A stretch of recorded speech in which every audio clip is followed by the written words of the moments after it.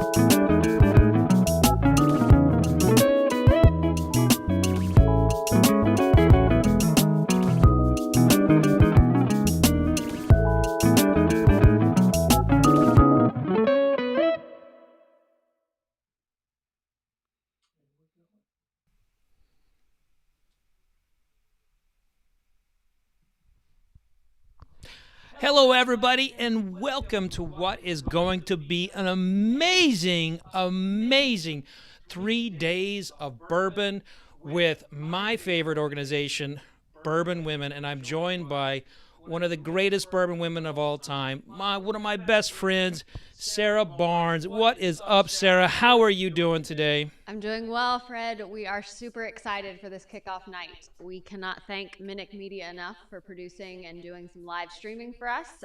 So we are very excited to get it all kicked off and get it started. So cheers to that, my friend. Now, we've known each other a long time, but we've gone back. We've kind of gone back and forth over the years and everything, from Bourbon and Beyond to, picking barrels through the distillery you were with. That's right. And I have to say, you know whiskey. You know whiskey really, really well. So this is going to be a great 3 days for everybody. Now, I think you got something lined up for the whiskey fan. You got something lined up for the novice. We do. So tonight's content will have things from East Coast to West Coast right here in our own backyard. We've got some blending classes.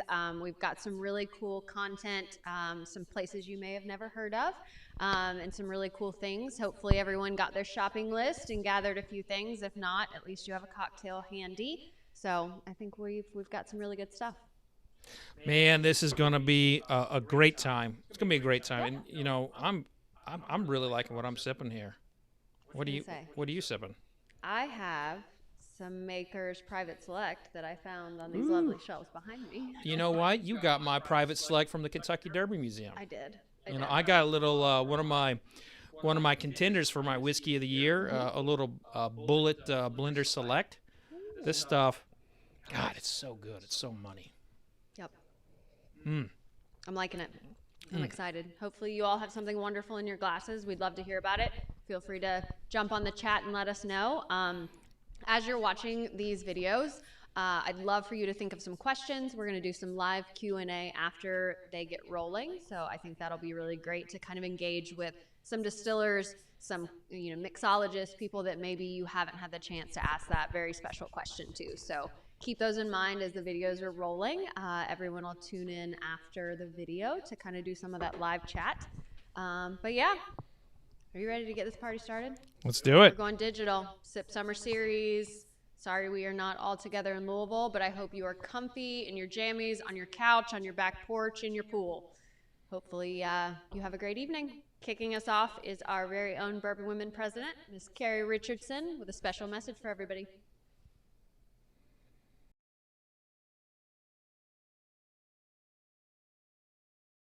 Good evening and welcome to the Sip Summer Series with Bourbon Women. I'm the Bourbon Women President, Kerri Richardson. And boy, I wish I were there with you in real life, but this is as close as we can get, so we're going to make the best of it. Regardless, I'm thrilled that you've taken some time this weekend to relax, sit down with a cocktail, maybe connect with some of your closest Bourbon Women neighbors, via Zoom at a safe distance, of course, and learn a little bit more about bourbon culture, cocktail making, and networking with women across the country who think like you do, that bourbon is for everybody, but especially for us women. We really miss seeing you. We really wish we were together, but we're grateful for an opportunity like this to spend some time together, even if it is virtually. We're looking forward to getting back together again next year. But before we get started, I want to say thanks to our sponsors, the Distilled Spirits Council of the United States, also known as DISCUS, and Spirits United. Without their presenting sponsorship, we would not have been able to bring this content to you tonight. So thank you so much to those two sponsors. And thank you also to our other supporting sponsors who have made SIP and our summer series what it is for the past several years. What we appreciate about all these sponsors is that they understand not only that women are crucial for bourbon consumers, but they are also crucial to the distilling industry. So cheers to those sponsors for recognizing the important role that women play in all of those places. Let's talk about the Bourbon Women mission. For those of you who might be joining us for the first time or haven't been to a Bourbon Women event, not only are we pretty cool and pretty good looking, we also have a lot to say about bourbon consumers and bourbon distilling industry. In particular, our mission says that Bourbon Women is for people who love bourbon culture, women, and the promise of adventure when the two get together.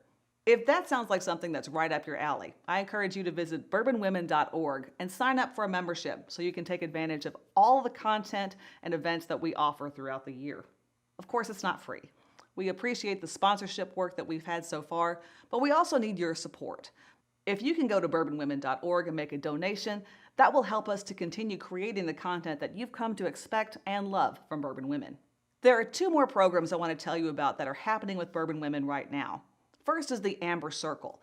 If you were with us in Louisville last summer at Symposium, you probably heard about our new Amber Circle. Amber Circle is designed to connect women who have connections in the distilling industry and hospitality, or just mentorship to offer, with some younger Bourbon Women members for whom Symposium might have been out of reach if they didn't have some financial assistance. In our very first year, we were able to sponsor several young women in the distilling and hospitality industries to join us for our annual 3-day conference, to make connections with other women, to connect with mentors, and to learn more. It was an amazing success, and we're so glad that we launched that program. The Amber Circle is continuing. If you want to be part of that story, we encourage you to visit bourbonwomen.org and learn more about how you can donate your time, talent, or resources to make that program happen. I can't do this alone. We can't do this alone, but I'm asking for your help. If you feel compelled to support us in our Diversity and Inclusion Council work, please contact us. Visit bourbonwomen.org and learn more about how you can be part of that work. I am standing in the way of you getting in touch with your inner bourbon cocktail goddess, so let me wrap this up. I'm so glad that you've taken time to spend with us this weekend, and I can't wait to hear about all of your responses to the content that we're going to deliver to you over the next couple of days. Make sure that you visit bourbonwomen.org to stay in touch with us about what's happening in Bourbon Women news, what we plan for next year, and how you can stay connected with fellow Bourbon women across the country. We can't wait to see you again in Louisville in August 2021. And until then, let us know what you're drinking, let us know what you're sipping, and let us know how we can help you. I'm looking forward to seeing you again next August. Cheers. Well, that's always cool to see Kerri in action. It is, absolutely. And my inner cocktail goddess is going straight tonight. Well, so what's up next? So next we have 3 lovely ladies from Buffalo Trace. We've got Addy Draper, Jessica Whittaker, and Susannah Hubler that are going to give us a little behind the scenes and some cool profile tastings for Buffalo Trace, which I know is many people's favorites. So I know people get in long lines for a little Buffalo Trace, but fortunately you don't have to wait in line here. that's right. They're all on display, which is very exciting. We got the video right here ready to go. Let's do it. Hello, my name is Jessica Whittaker. I'm with Buffalo Trace Distillery. I'm the Visitor Experience Team Lead over tours and tastings in our Visitor Center. I oversee all of our tour program and tastings for all of our guests that come to visit us at Buffalo Trace. I've been with the distillery for 9 years now, been in several roles and moved up and over a lot, and have the great pleasure of working with these 2 ladies that are with me.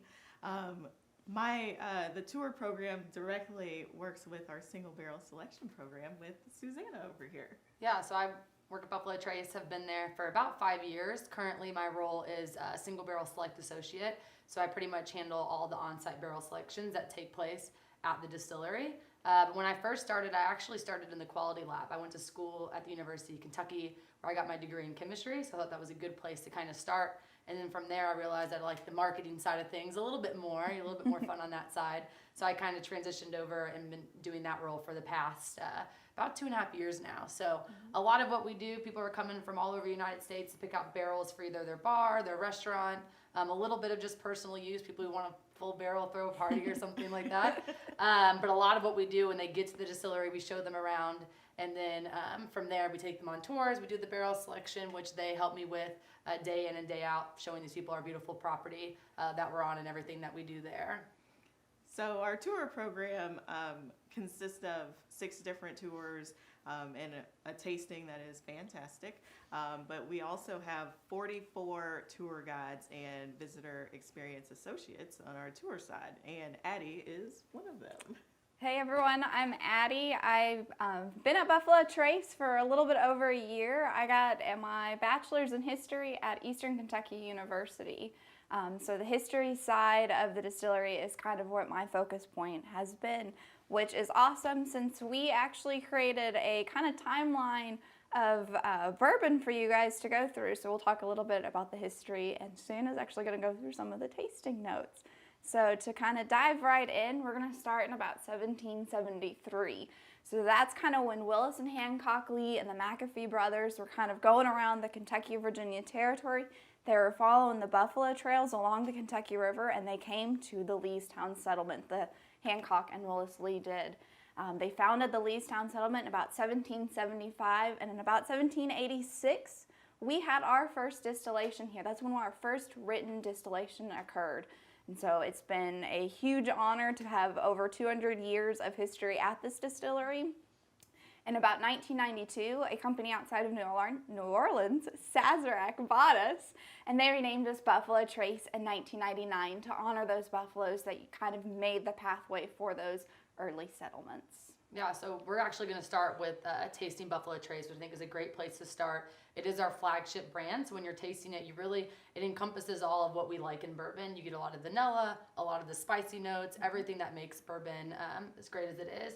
But really, it's a small batch bourbon, 90 proof, so we're taking approximately about 100 barrels from different areas around the distillery and different warehouses and actually batching them together to get that profile. We like it to taste like an 8-year-old, but there can actually be barrels that are a little bit older, a little bit younger, but when we put them all together, we want that taste profile to represent an 8-year-old barrel. So as we're filling these barrels, we're actually starting to make a plan for how we want them to age. So based off of where we put them, how long we leave them there, that then determines what brand that we want it to be. And then actually our distillery planner, Dawn, she's in charge of kind of pulling the different barrels that we're gonna propose for this batch and getting it to the tasting panel, have it tasted to ensure that quality that we're used to getting with Buffalo Trace. So if you taste it kind of up front, I get a lot of those vanilla on the nose. And again, it's really well-rounded, complex. There's a reason why we make this our flagship brand. I tell people we wouldn't name the distillery after this if we didn't think it was great. So it's one of my personal favorites. It's very versatile. You can use it in a cocktail, neat, on the rocks. One of my favorite go-to is always the bourbon ginger lime. I don't know how you guys usually enjoy it, but Let's say that sounds fantastic. Yes, it does. I know usually when I try Buffalo Trace, mine is on the rocks. But how do you like yours, Addy? I'm all about the ginger and lime. Yes. We're actually going to leave kind of the Kentucky area and go down to New Orleans to talk about our Sazerac rye. So it kind of came to be in the 1850s by Peychaud's. He kind of owned an apothecary down in the New Orleans area, and he was making a lot of kind of a medicinal cocktail for his friends and family who were feeling sick. At the time, he was typically using a kind of French brandy for his recipes, but as the whiskey industry slowly started to grow in the United States, we, in the Leestown area, we were sending our whiskey down to the New Orleans area through the riverbanks. French brandy slowly started to morph into kind of a rye whiskey, and so he started to use his medicinal purposes for that rye whiskey, and that's actually where the kind of first cocktail came to be. So like as Addy mentioned, this next one that we're going to be tasting is a rye whiskey. It's going to be a little bit different from Buffalo Trace and actually everything that we're going to be tasting through because of the rye whiskey, which means that it's at least 51% rye, where everything else will be 51% corn since they're considered bourbon. So because of that, you're going to get those rye notes that you're used to getting when you drink kind of the rye whiskey, and even on the back end of bourbon with that rye kind of added to it. So you get a lot of pepper, a lot of anise. I tend to smell and get a little bit of a dill character to it. But this one, because it has that spicy character, is actually really good in a cocktail, like you mentioned. I think that's probably the most way people drink it is in that Sazerac rye cocktail. It's definitely how I enjoy it. Mardi Gras each year, I usually make myself one to celebrate, but definitely the best way I think it's served. Speaking of New Orleans and Mardi Gras, we have our Sazerac house that is just opened up several months ago. Our newest visitor experience with Sazerac, and they feature Sazerac rye there. And it's a great experience to kind of see how they go back in history and then work up to today's time, like we do in so many of our other visitor experiences. I've been definitely want to check that out. Maybe Mardi Gras. Road trip. A couple years down the road when everything gets back up and open. So if we move into our third one that we've got for you today, it is our E.H. Taylor small batch. Now, we're leaving New Orleans in the 1850s and we're coming back to that Leestown settlement really in about 1869. E.H. Taylor Jr. purchased that distillery, and in 1870 he began this huge expansion throughout the distillery. He added in state-of-the-art grain equipment, large copper fermenting tanks, steam heat. He did all of this stuff and made this big, grandiose distillery. And we kind of honor his bourbon through this. It is going to be a bottle and bond, which Susannah kind of... Yeah, that's actually one of our only bottled and bond products that we have at the distillery. So because it's bottled and bond, it has to kind of fit a few more criteria, one of which it has to be bottled at 100 proof. So the things we've sampled so far have actually been 90. So this one you get a little bit more bite because it's at 100. But also the minimum age for bottled and bond has to at least be 4 years. This is actually a little bit older, but that's going to be the minimum age requirement for bottled and bond. And then it has to come from a bonded warehouse as well, which pretty much just means we're paying tax on it. So all of our warehouses at Buffalo Trace are actually bonded. So at the end of the day, the government gets their cut, and which tends to be a huge amount too. We talk about that a little bit on the tours as well. And then the final thing is actually when we're batching barrels, so everything that we've sampled so far has been considered a small batch, but with the bottled and bond, it's a little bit different. So for Buffalo Trace, you can take barrels of different ages and kind of mix them together. But for a bottled and bond, they actually have to be all the same barrels from the same distillation season. So it's still a batch, but they're all coming from like the spring of 2010 or the spring of 2011. We're putting them together. And we actually have several different variations. I'm sure you guys have been able to sample a few. We're actually doing the small batch today. But like Addy mentioned, Taylor is very innovative. So we've tried to kind of express that with some of our experiments that we have going on. The four grain, seasoned wood, things like that are all different examples. And actually on our tour, we have an OFC tour where you can actually see and experience some of the experiments that we got going down in there, which I know is one that you do a lot. We've actually rebuilt up an old fermentation tank where we're actually doing batches, trying to get as close to kind of that original batch as we can. So that's, a cool tour experience if you haven't taken that. Tour is our Old Taylor tour that is available 5 days a week right now, and fingers crossed it'll be available 7 days a week, in the future. But it's definitely a very popular tour that features all of the time that E.H. Taylor spent at our distillery and all of his great innovations and great thoughts and thinking. And he's just he's just an innovator, definitely. But we definitely feature him, and then go down to what we call Bourbon Pompeii, and it was his original distillery that burned down to the ground. We accidentally found it. We were looking for more space for our events side of the business, and we found the original distillery, and it was a very exciting find. I remember when it happened, and I know that it's something that's very exciting to talk to our guests about. And I know Addy gives that tour a lot. Susannah as well takes folks down to our OFC, the original distillery. So if you're able to come and visit us for our Old Taylor tour, that would definitely be one that we recommend. It's a good kind of twist of a tour on a distillery, because everybody goes and you see the fermenters and you see the process. Kind of takes you more on the history thing, which is what we are all about, I feel. Right. Plus, we get to talk a little bit about Taylor's early life and talk a little bit about the OFC distillery. It's the Old Fire Copper Distillery, just in case you guys were wondering. Yeah. Oh, yeah. Throwing around OFC. And then kind of Stagg came into the picture. I was going to say, and then Stagg came into the picture because Taylor, very much an innovator, and like Jessica said, that lovely distillery did burn down. That's a lot of money that Taylor put into that original distillery, and unfortunately he did go bankrupt. So in about 1878, George T. Stagg joined the distillery and basically bought out all of Taylor's debts. Through it, he kind of built up that brand again. Taylor was there for a while, but the two men did part ways shortly after kind of Stagg joined the distillery.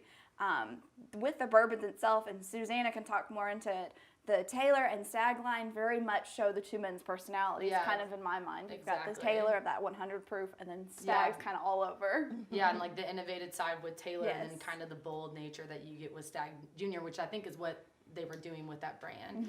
They made it a barrel proof. We have several different barrel proofs that we offer. This one, I think, though, is the most bold. Every time we put it together, a different batch, it actually can vary a little bit in the proofs, just based off of how those barrel age. But there's no water that gets added to this. We dump these barrels out, we batch them together, and whatever proof it comes out of the barrel at is how it's going to be bottled. I know something that is discussed a lot in our social media bourbon community, so to speak, is the difference between barrel proof and foolproof. And I know with us having a Weller foolproof coming out, it's been like a point of contention for folks. But if we want to tell our guests about the difference between barrel proof and foolproof. Yeah, definitely something that gets talked about just in the barrel program, because we have people coming in picking out barrels of Weller foolproof. They actually expect it to be the barrel proof, but it is slightly different. The foolproof is actually the entry proof of those products. So for our rye bourbons, about 125 proof would be that foolproof. For our wheated bourbon, 114 is that entry proof, so it makes it our foolproof. So even though it's coming out of the barrel, typically a little bit higher than that, for our foolproofs, we do add a little bit of water to cut us back down to that entry level proof. But if it's a barrel proof product, no water added, however it comes out is the way that we're going to bottle it. So I think the bourbon trends nowadays kind of getting towards that higher proof. They're like, leave the water, we'll add it ourselves with an ice cube or something like that, but they want as close to the barrel as they can possibly get. Even if there's char floating around in it, they'll just adds to the character of that brand. So Definitely. Stagg Junior is definitely my favorite. yeah. A little bit more bang. Yes, bang for absolutely. your buck, right? So going away from Stagg, during kind of that time period, in 1904, we actually officially renamed the distillery from OFC to the George T. Stagg Distillery. But that kind of came a little bit after Albert Blanton joined the distillery. So Blanton joined the distillery in 1897. He was 16 when he started working at the distillery, and he stayed working on property for about 55 years. It's legit a summer job. He never left. Yeah. I mean, That's how I started too. Me too. me too. In 1921, he became the president of our distillery. Now, 1921, kind of in American history, we do have Prohibition, and he teamed up with the Shinley Company, and we were able to stay open during Prohibition, producing medicinal whiskey. We also stayed open during both World War I and World War II, producing an industrial-grade alcohol. So Blanton, kind of like Stagg and Taylor, very much an innovator. On the Stagg side, very much a businessman. He wanted to preserve that history, and he also wanted to grow the distillery, because after Prohibition in 1933, he did a major expansion and basically doubled what Stagg and Taylor were doing.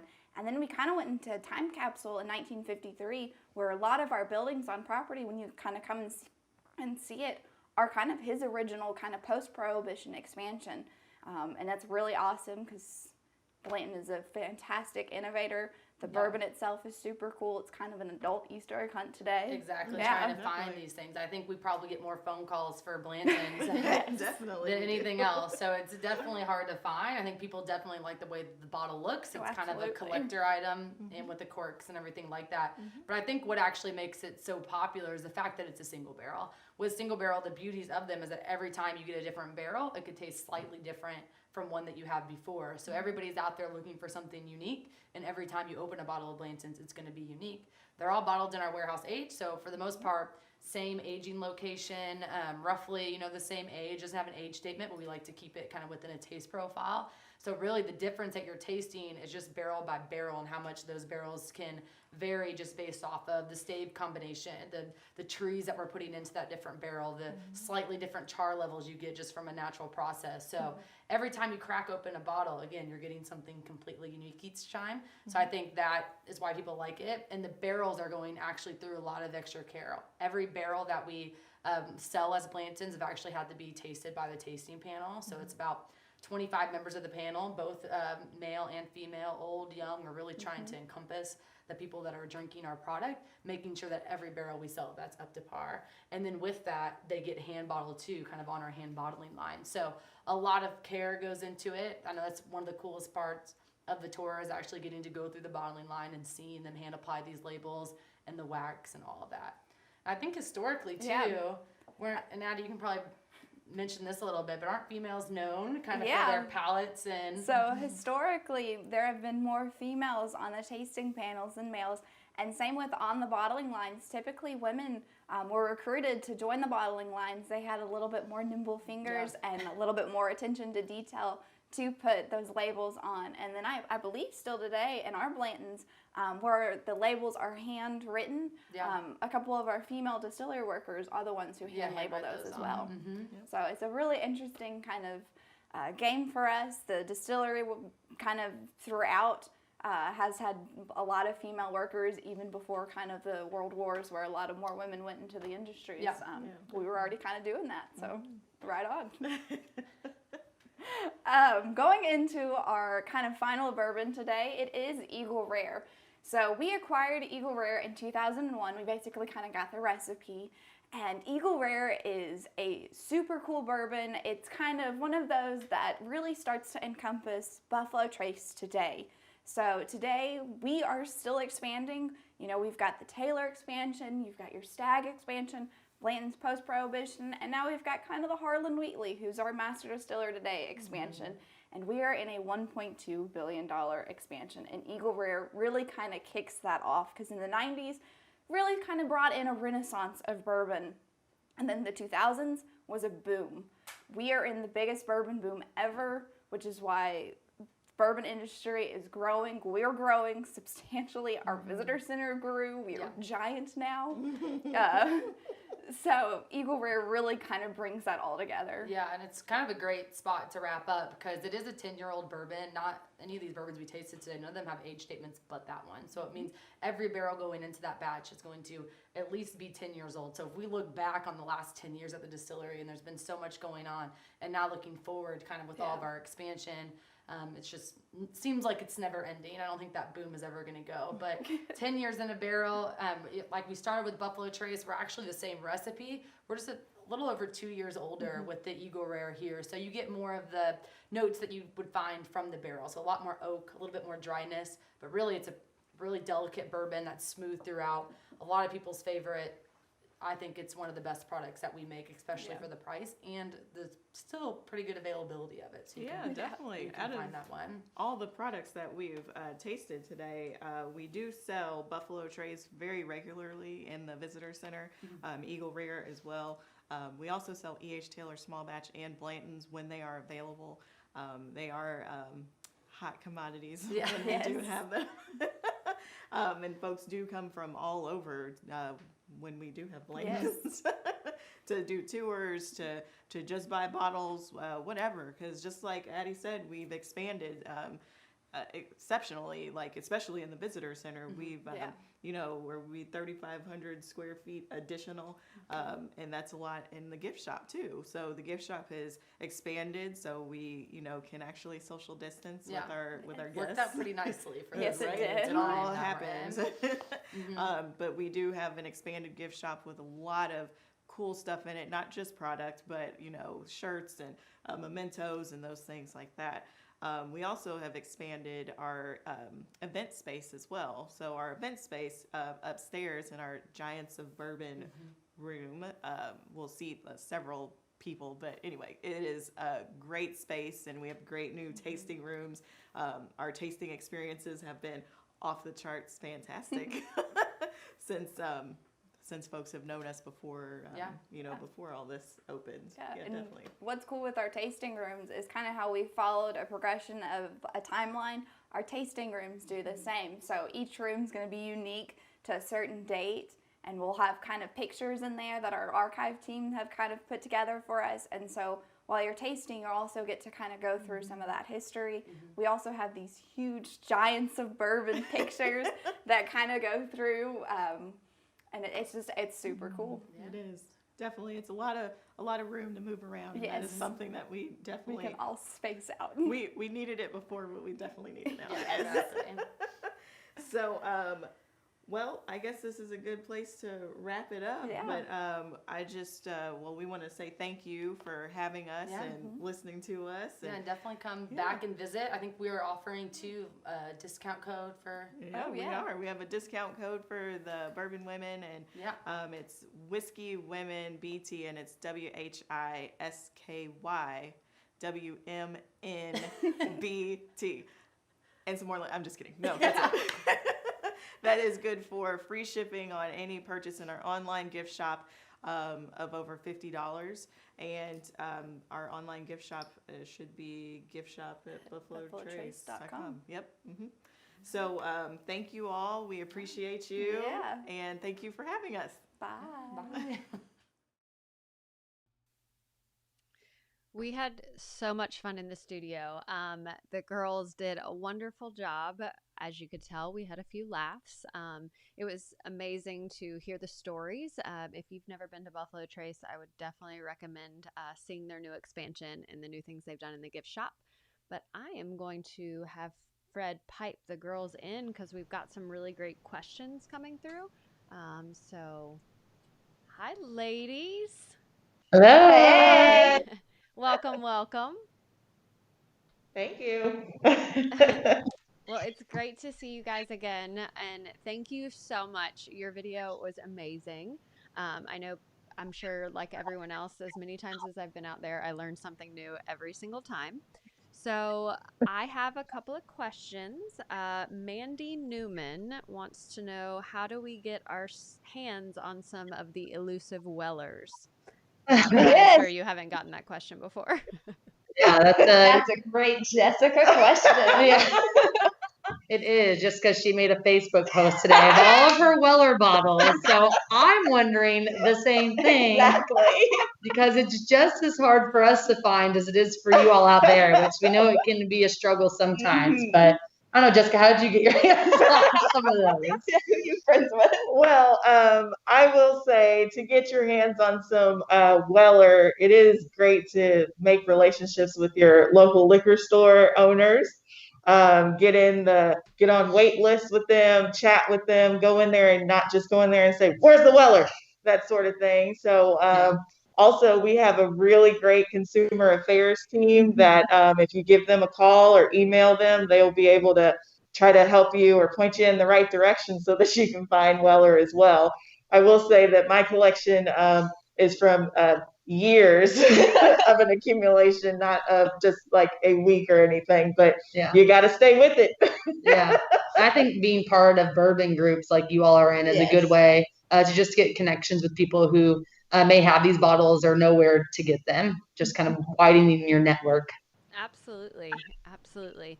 Well, there has been a lot of chat about different types of bitters, so I think some of your cocktail talk intrigued people. But do you guys have a bitters that you recommend, you put in the cocktails, the Sazerac house uses, or something in the gift shop that you can tell everybody about? Yeah, we actually have in the gift shop the Peychaud's, the aged Peychaud's bitters, and the Reagans. Both are actually made on site here. Every now and then we're making it. If you're by the gift shop, you can get a whiff of the smells from where we produce them. But yeah, those we sell in the gift shop, and they're great for cocktails.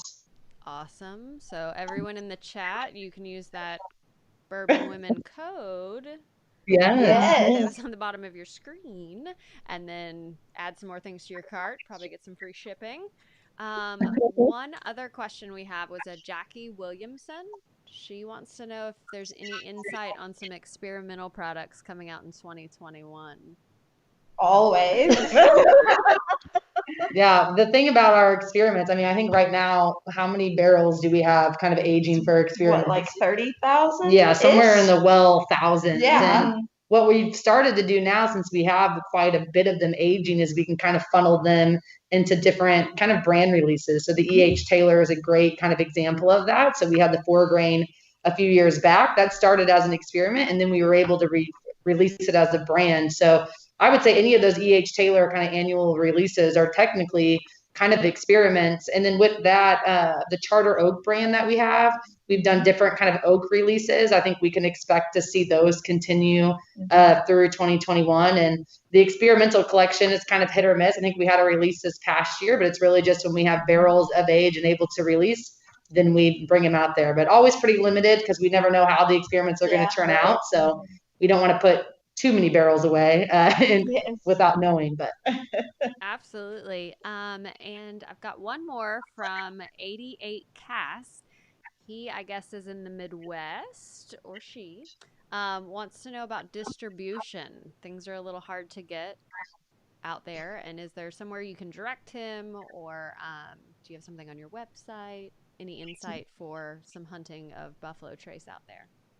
Yes, that just goes right back to our consumer affairs team. They are well versed in the whole how to find, where to find, and pointing you in the right direction. You just give them a call. Sorry that I have the number on me, but it's on our website. It's on our website.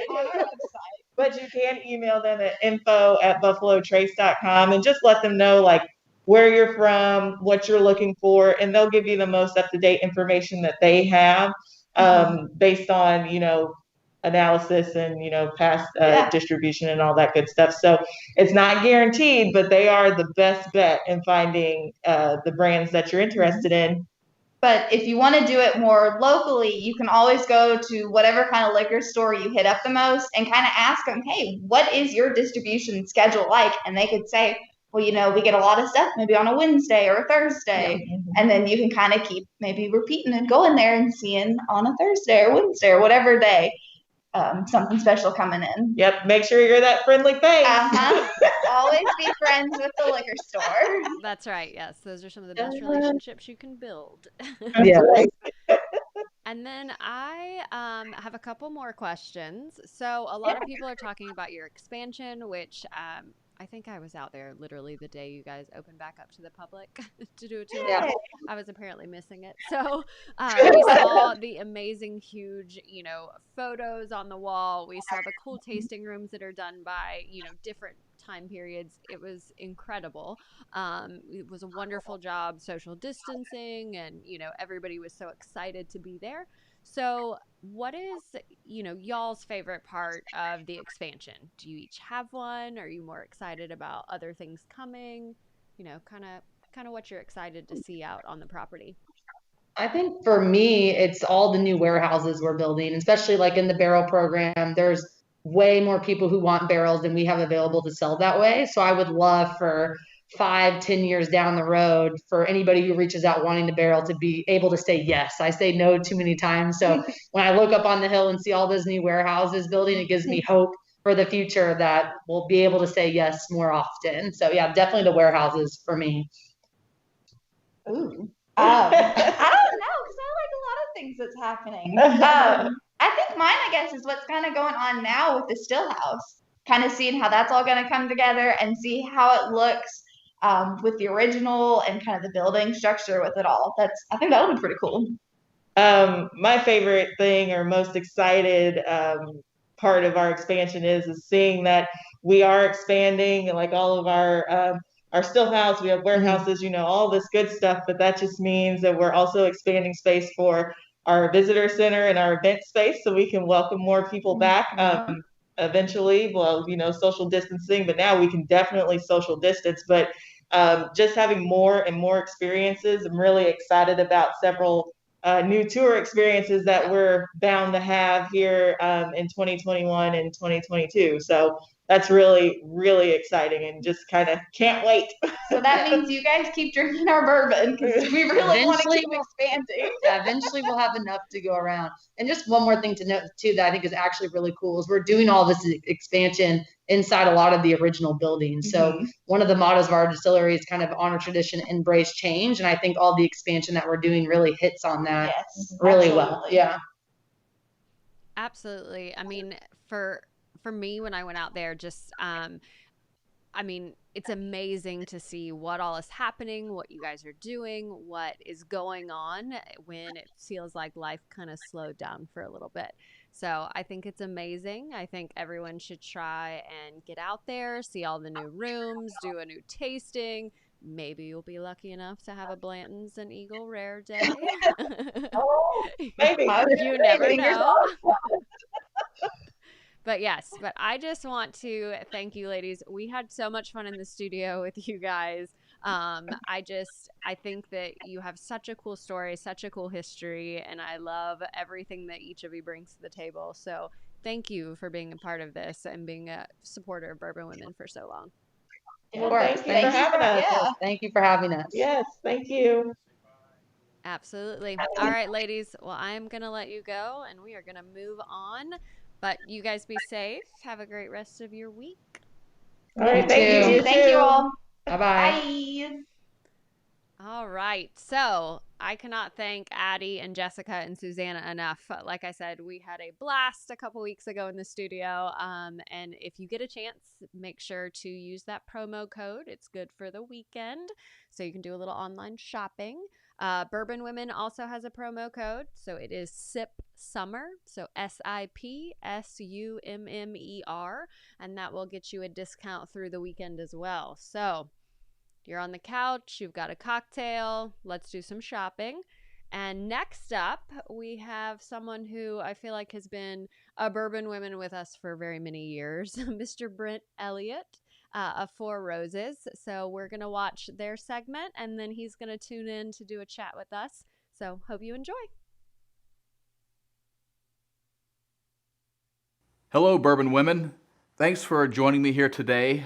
Now, we at Four Roses, we have a long relationship with Bourbon Women. We've been doing events with you guys for many years, so it's been a great long-running relationship. So I have had the opportunity to meet many of you, but for those of you that I've not met, I want to introduce myself. I'm Brent Elliott, the Master Distiller at Four Roses, and today I'm going to talk to you about our small batch products and explain our small batch concept. But I can't really do that without putting them in the context of all of our products. And that's why I brought our Four Roses Bourbon and our Four Roses Single Barrel with me today. So with our products, the thing that we do that's very different, very unique at Four Roses is we utilize 10 different recipes. So to explain that, I brought this with me. It starts out with batches. So each batch of bourbon that we produce at the distillery is one of these 10 distinctly different recipes. Each batch that we produce is mashed, fermented, distilled, and aged independently of the other recipes. So when we start the process, when we start the mashing or the cooking, we begin with one of these two distinctly different mash bills. We have our E mash bill, which I'll refer to as the low rye mash bill, and the B mash bill, which is the high rye mash bill. Now the E mash bill isn't necessarily low in relation to the typical rye-based bourbon you're going to find, but it is low in relation to the B. It's 20% rye. 20% rye, 75% corn, and 5% malted barley. Our high rye mash bill is high by any standards. It's 35% rye, 60% corn, and 5% malted barley. So once one of these two mash bills is mashed and sent over to the fermenters for fermentation, we will inoculate either one of those with one of 5 different yeast strains. Each one of these strains is used because of the different flavors that each creates through fermentation. And these flavors, they carry through fermentation, distillation, aging, and you can see it in the final product. These yeast strains have been isolated over the years for these different attributes. One is the V strain, which creates delicate, fruity flavors. The K strain, which creates spicy flavors. The O, which is the other yeast strain that creates fruit, but it's a different kind of fruit. The V is more of an apricot, green apple, pear, more of a subtle fruitiness.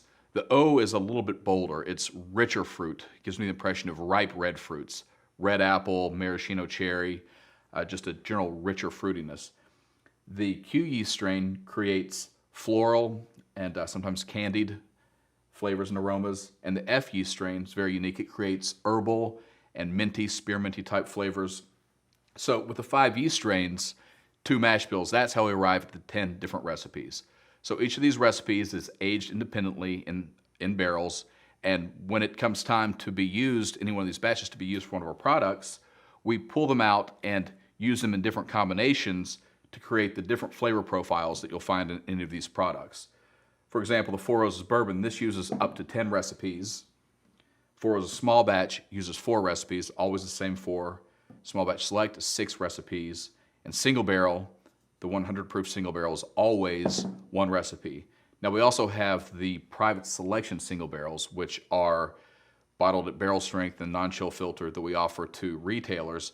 That is a little different from these because it's a single barrel, but it's barrel strength, non-chill filtered, and it can be any one of the 10 recipes. And those are typically aged 8 to 12 years. But today I'm going to focus on these core products, and in particular, the small batch and small batch select. The whole small batch concept and this bottle, this package, this all began in 2006. And with this was the first time in the U.S. market that we went to the 10 recipes and realized that we could offer the consumer something that was much different from what we had on the market at the time, which were these two, to really not only give the consumer something new and unique, something different from the Four Roses lineup, but we could also demonstrate just how versatile our products can be because of the 10 recipes. So with this one, it's 90 proof. It's a combination of 6 and 7-year-old barrels, and it is four recipes. It's the OBSK, which is the high rye mash bill with a spicy yeast, OESK, which is low rye with a spicy yeast, and then OBSO and OESO. So it's the high rye and the low rye mash bill, each with the rich, fruity yeast strain. This was 2006. It really started the small batch concept, but then in 2008, we kind of took the next step in towards the small batch concept, and that was started out with the Mariage, 2008 Mariage, which eventually evolved into the limited edition small batch. But it's the same idea. It is taking different recipes and creating something that is totally different from anything else you've tried from Four Roses. Difference there is every year we try to make that different. It's really the vehicle we use to continuously show how versatile we are. With this, once we decided on the flavor profile, now we still use the same 4 recipes, but we're always blending and mingling to hit the same flavor target, because if this is your favorite bourbon, we understand that you like consistency. You want small batch to be the same this year as it was in 2008 when you bought it. So we still use the recipes to maintain consistency, but initially we use them to create that unique flavor profile. Then fast forward to 2019, this was last year we launched Small Batch Select. This is the first new addition to our permanent lineup since Small Batch in 2006. And with this, of course, we wanted to, again, illustrate how we can create different products with the different recipes. So with this, we went with 6 different recipes. But we also wanted to do something that was a little different from these products, apart from proof and age. And what we did is we created a higher proof product. This is 104 proof, and we wanted to offer something that was non-chill filtered. Now, the idea was, I know a lot of consumers now look for variety, different products. They're really more demanding than they've ever been because they're more educated, more curious about what distilleries, what we can do with our products.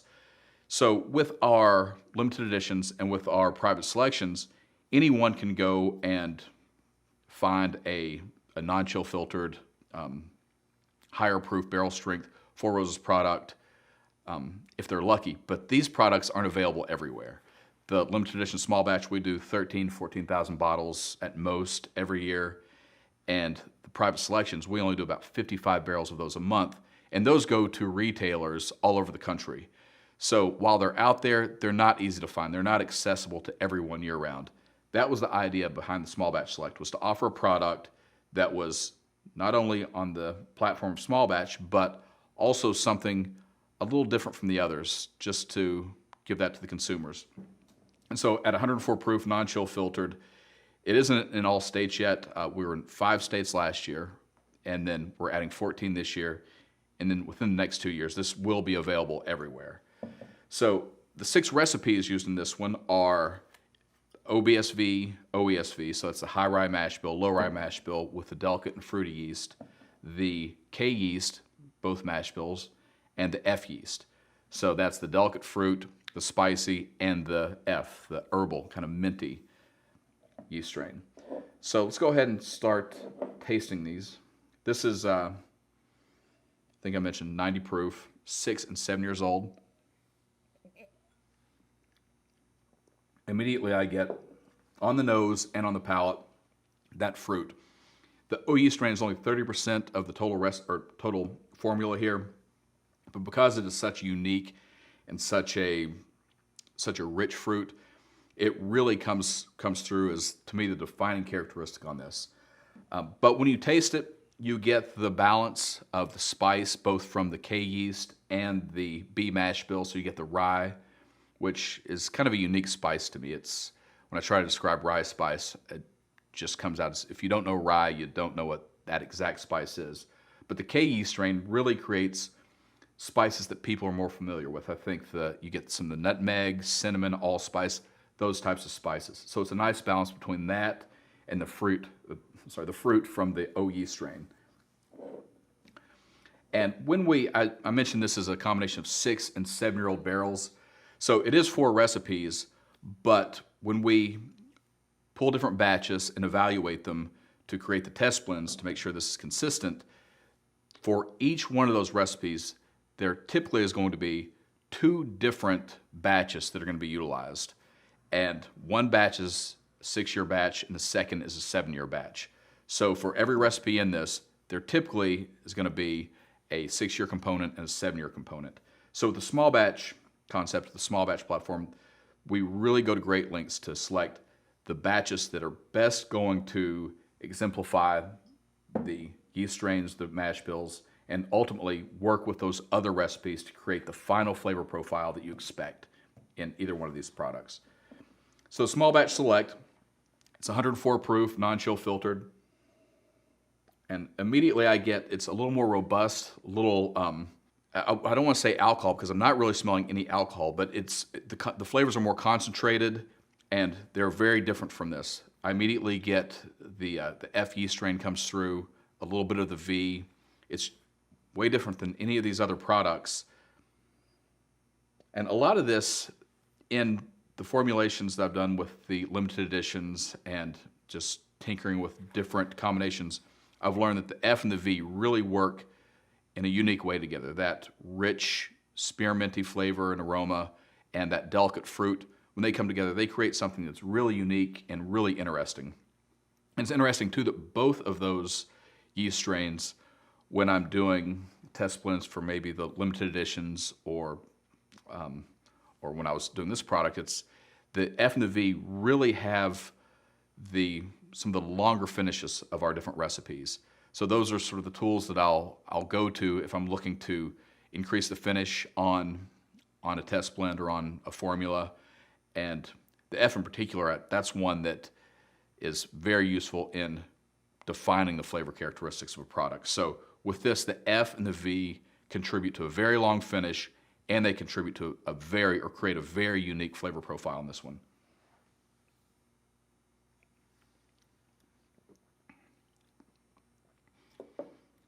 And immediately I get that unique spearmint with a little bit of fruit, unique fruitiness, and it coats my palate immediately. It just has very viscous, very nice, warm, rich, and the finish is very long, which is no surprise. With those yeast strains, and at these ages, you get all the components from the oak. You get the vanilla, the caramel, the oak itself, and then I'm getting just layers of complexity from all of the different, even the K yeast strain that's in there. It's not in there at a huge percentage, but it's enough that it counterbalances with that K spice. So I'm getting the spice from that, the rye. It's just a very, very complex and yet very smooth and easy drinking bourbon for 104 proof. And I get asked a lot about chill filtration. I guess it's something I take for granted because we've done it for so long and it's pretty typical in most products, especially under 100 proof. But today, a lot of people are wanting, again, to try different, or look at their bourbons through a different lens. And non-chill filtering is, it's interesting because the reason we do it as an industry, in particular at lower proofs, is because if you don't chill filter, a lot of the compounds that are soluble at higher alcohol levels will come out of solution if you dump them out of the barrel, add water, and then put them on the shelf. And then especially if these bottles get cold, you'll get flocculation of these different compounds. And it can be anywhere from just a light haze or cloudiness to where you actually have, looks like suspended like chunks of tissue paper on the extreme end. So we understand that a lot of consumers wouldn't understand that, would probably be turned off by floating apparent debris in their bourbon. So it's been pretty much standard practice for lower proof bourbons to be chill filtered. And again, the reason higher strength bourbons like this one do not need to be chill filtered is these compounds at higher proofs, they're in solution at those higher proofs because these are kind of compounds that are not water soluble, but they are soluble in alcohol. So once you go above that breaking point, it's stable and it doesn't need to be chill filtered. At 100 proof, you're right there. Sometimes it's stable, sometimes not. But once you get down to 90 and 80 proof, it's pretty necessary to chill filter unless you want to have that flock in your bourbon. So the process really is we're just forcing that precipitation in bottling before we bottle. We'll take the liquid, dump it from the barrels, cut it to just above bottling strength. Then we'll flash chill it down. And when we do that, that forces that precipitation. And then we run it through filters to pull those compounds out, or a portion of those compounds that will force, that could create that flocculation.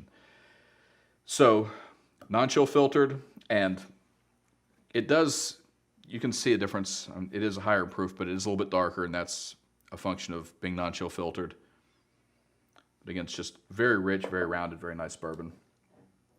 So those are the small batches that I wanted to talk about today. I hope you all have a chance to try these. If you haven't, maybe go visit a friend. I'm sure you all have friends that have one of these too, if you don't have them yourselves. And I hope that this is in a state, in your state or in a state near you very soon. So I'd just like to, again, thank you all for joining me today, and like to extend a toast. And until we can all meet again in person and start enjoying events again, I'd like to say cheers and thank you all.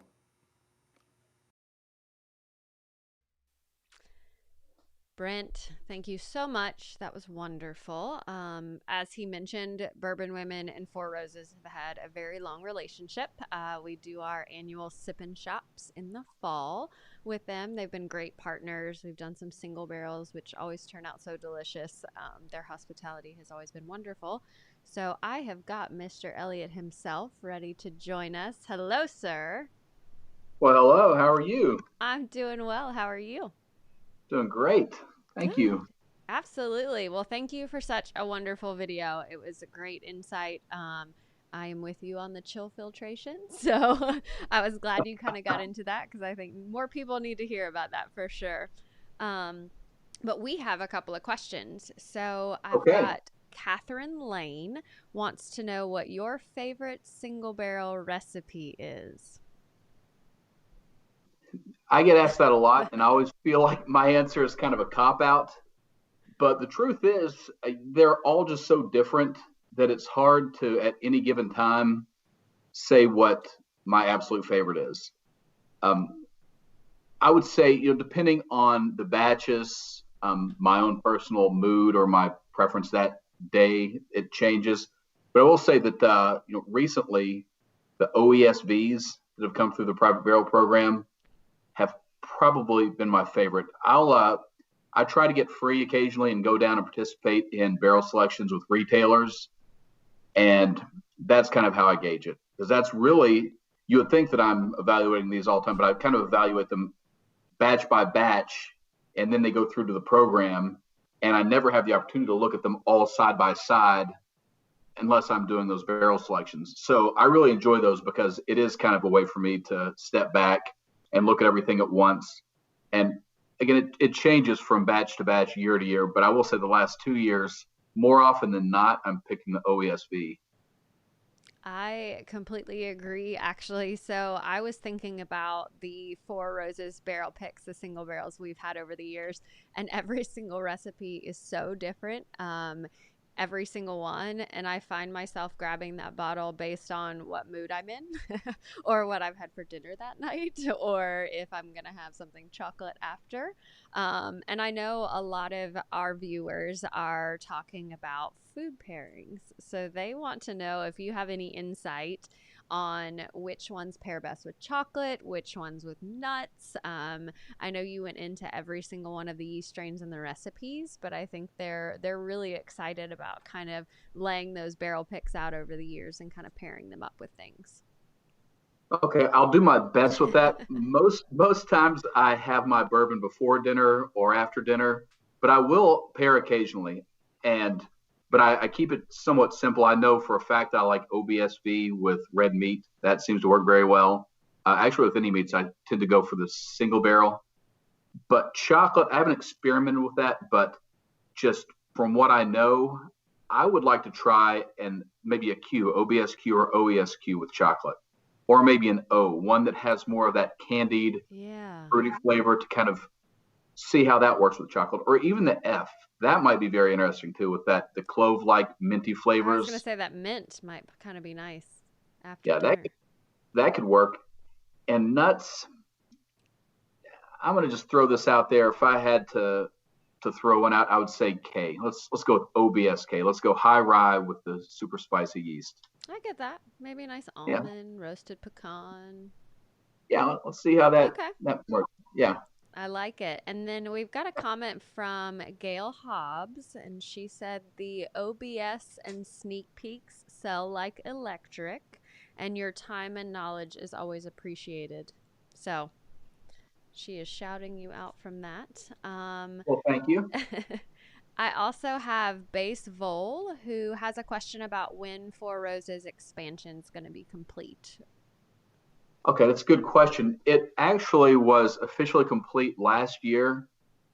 And by complete, we had all the infrastructure finished. We had the new cooker, the new yeast tubs, the condenser, the doubler, all the fermenters. Everything was complete. Well, most all the fermenters. Everything was complete for us to continue with our production plans. But if you look at how we produce, we don't produce, well, what we produce today is for at least 5 to 6 years down the road. And we know that 6 years from now, we're not going to double our sales overnight. So we're kind of easing into that extra capacity. So when we completed everything, we didn't immediately double our capacity overnight. And so there were still a few items that we were still finishing up on, like the last few fermenters, a few extra things.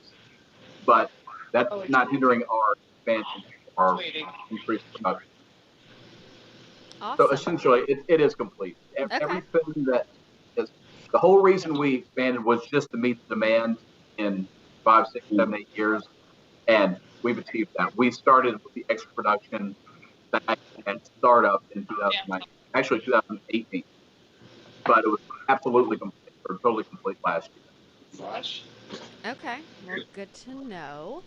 And then I think our final question is from Knows Your Bourbon, and it says, I have finally collected all 10 recipes of single barrels. Any suggestions for some at-home blends? Well, I'll tell you, that is probably one of the most fun things you can do with those individual recipes. And I'll tell you, every year when I sit down to do the planning for the limited edition small batch, that's the most fun thing I do in a year. And I usually take my time with it because I enjoy it so much. And there's so many different ways you can approach it that you kind of have to come up with your own method.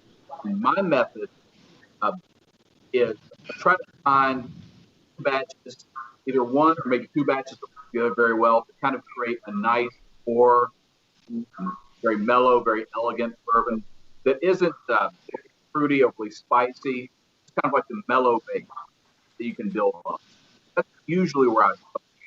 And then from there, I'll kind of start adding different top notes, maybe with a Q or an F or O, or maybe some older bourbon, and just see how those different outliers can kind of change that core personality of those batches. And from there, it can take you anywhere. Sometimes you'll have an idea in your mind of where these 2 batches will end up when you put them together, these 3 batches. And oftentimes you're surprised. And you might end up going down a road that you never even anticipated as far as the blending, the mingling, and the flavor characteristics you end up with, or end up kind of trying to chase or refine. So I don't know if that's the best advice, but I can tell you the one thing you don't want to do is just start throwing things together, especially some of the more powerfully flavored recipes, because from there, if you're throwing a super fruity and a super floral and a super herbal batch together or bottle, you might come up with something good, but if you start trying to tweak it, it's so much going on that you can end up chasing your tail and you can end up all over the place. Might be a Just little have fun overwhelming. It can be overwhelming, but I can tell you too that, and try not to tell this too much, but it's hard to mess it up when you're mingling and blending batches that are that good and have that much depth and character and complexity. It's impossible to make something that's terrible. It's just the challenge is to make something that's better than good, that that's better than any of the individual batches. So I guess that's what I'd say. You try to look for the characteristics of a few individual batches and imagine how those could work with the other batches, either accentuate those characteristics or maybe merge or meld with those characteristics of the other batches, create something that is totally new and unique and maybe is not even represented in any one of the individual batches. It's kind of like I was talking about the video, like the V and the F. I feel when those two yeast strains come together, they create something that you don't find in any individual recipe. Awesome. Well, I know every once in a while I do like to do a little home blending myself. So I think it's a really fun activity. I think you're right. If you take your time, just kind of explore each individual, you can come up with some really, really great things. Absolutely. And spend your time on the front end. Like really get to know all the batches before you start blending them. Because if you see the product of 2 or 3 batches that you put together and there's something you want to tweak or change with it, if you don't have a really good idea or a good sense of the individual characteristics of each of those batches, it's kind of hard to deconstruct it in your mind to know what to tweak or what to change to get it to where you want it. Absolutely. Well, Brent, it was a pleasure. I'm so glad you came. We had a great time in the studio, and it's so good to see you. So thank you for joining us. Thank you for your support. Well, thank you. And, I didn't realize that I'd talked that long in the studio. I guess I'm in a time warp. I guess when I talk to people, you did wonderful. It feels like 5 minutes perfect. to me. And That's right. We just set you, and you just got going, and you were good. Well, it's good seeing you. Thank you so much. All right. Thanks well, for we will putting up. talk to you soon. Have a good rest of the week. Hope to see you all in person very soon. Thanks, Brent. Bye.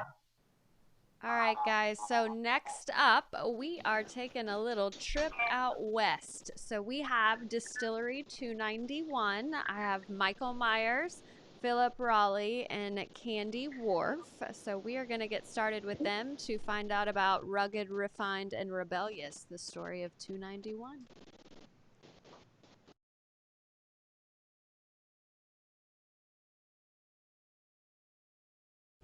My name is Philip Rawleigh. I'm the VP of Business Development here at Distillery 291 in Colorado Springs, Colorado. We're excited to be a part of the Bourbon Women Summer Series. We're going to be sharing the story today with you of Rugged, Refined, Rebellious, the story of Distillery 291. And I would like to introduce you to Michael Myers, the owner and founding distiller. Thank you, Philip.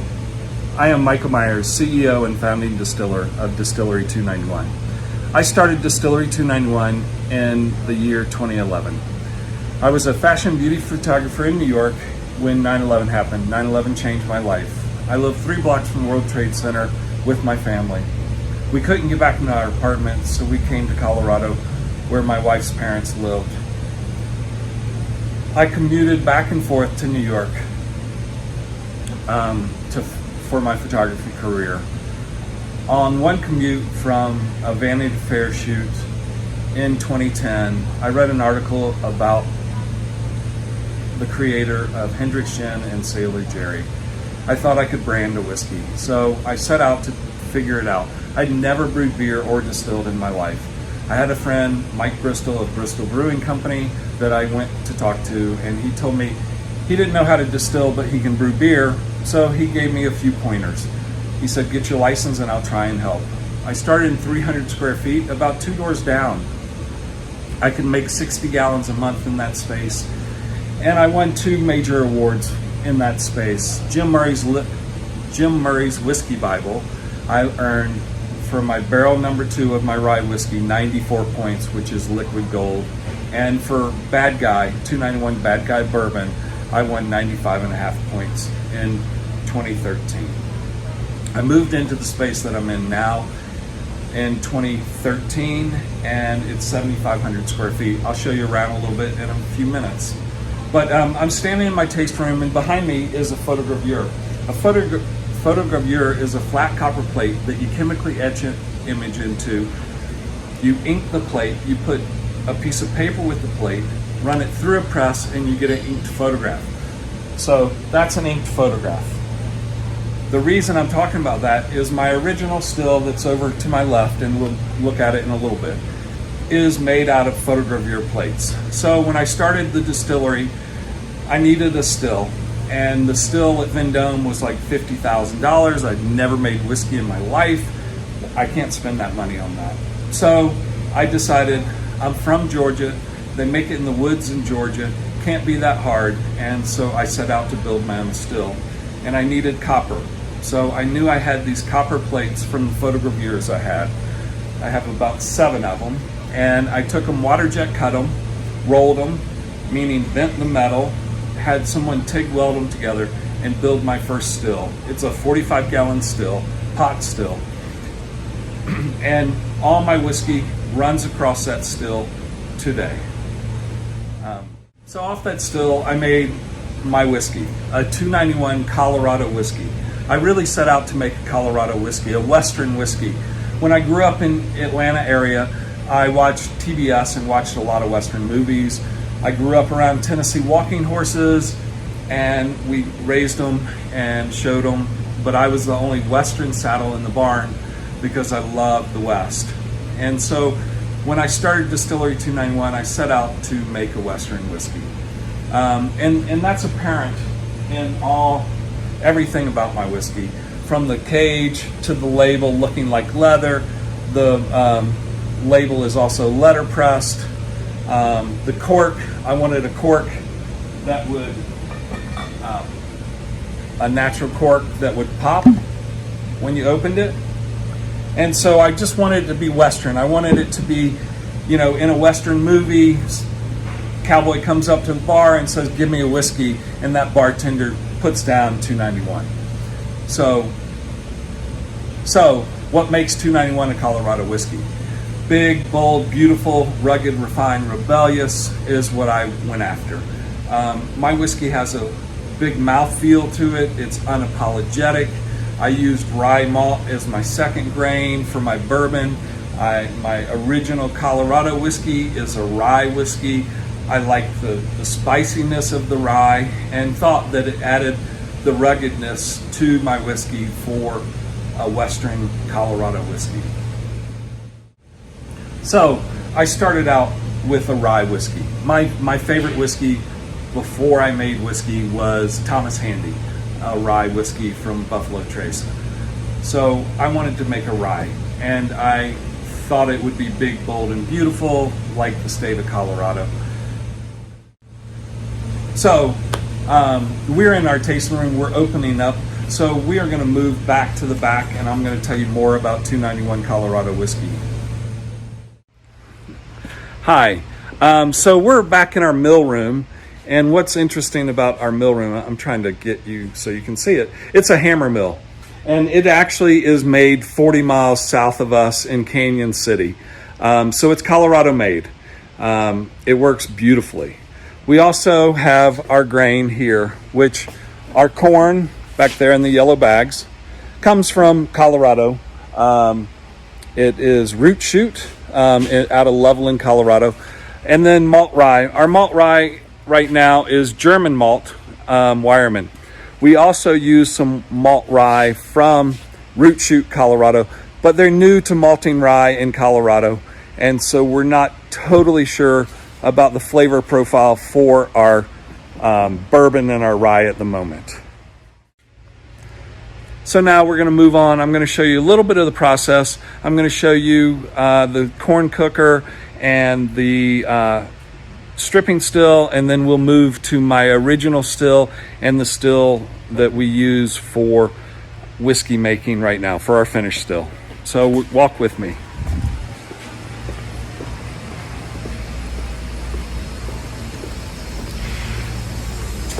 So this is our corn cooker. Everything is steam heated. It is 1,500 gallons. We mash in about 1,000 gallons. Once it's cooked, we move it to our fermentation tanks, which are here. Again, 1,500 gallon tanks, 1,000 gallons. And then this is our stripping still. And we, once it's fermented, we bring it over to the stripping still. We strip it off, the grain, water, So we get alcohol. We get about 250 gallons out of that, which is called low wines. This is our parrot and our condenser made by Vendome. Once we have the 250 low wines at 35%, we bring it over to our finishing still. And our finishing still is here. So this finishing still was built locally by some DOD guys. We had some friends that were contractors for DOD, and they love whiskey, and they're like, you need a bigger still. You want us to build it? And I said, great. So they built us a 300-gallon finishing still. What's interesting is this is my original still. Sorry, trying to work this camera. Is my finishing still. And this is the still that was made out of the photogravure plates. It is the thump keg or doubler of the finished still. So when the whiskey, the low wines are put in here, brought up to temp, steam over, they come into this still, they steam over again, come over and hit the condenser, and actually we have whiskey coming out right now. Let's see, there it is. So we've got about 75 gallons in there right now. So what's interesting about this is the photogravure plate still that I talked about. And if you look, this is going to be tricky. If you look right in this area, you can see rocks and mountain formations. And that is the image that is behind me when I started telling my story earlier. So that is my finished still. It works really beautifully. And like I said, it's a 45-gallon still. That one's a 300-gallon. And then we're going to move back and show you Aspen staves. Hi, I sat you down for a minute so I could talk to you a little more about Colorado whiskey. I set out to make a big, bold, beautiful whiskey, like I said. I wanted to stick to tradition a little bit. So, and I'm not traditional, but I thought if I could stick a little to tradition, meaning my white whiskey, my 291 fresh whiskey is run through aspen charcoal mellowed. And that's a nod to Tennessee whiskey. So when it came to my aged whiskey, my 291 Colorado whiskey, my rye first, my flagship, I wanted something that was Colorado. I wanted something on the label, a little marketing. So I decided aspen, because what more is Colorado? So I took some aspen wood, toasted it, and put it in some of my aged whiskey that I had used some stuff to kind of quick age it so I could see what it was like. And I took these pieces of aspen wood, toasted, put them in a mason jar with the whiskey, took a drive with a friend, shook it for 2 hours, had a little bit without the aspens in it, a little bit with the aspen, and tasted it. And it had shifted some of the notes to a little more maple instead of caramel, a little more spice to it, a little more smoke, and I thought it was amazing. So all my whiskey is aspen stave finished, meaning we take toasted pieces of aspen, pop the barrel, or in our batch, when we batch, we take toasted pieces of aspen, put the whiskey on that aspen for somewhere around 3 weeks. So we're actually toasting aspen out back right now. So I'm going to pick you up and walk you back there so I can show you. That's Micah, and he is putting our award stickers on our bottles. Hey guys.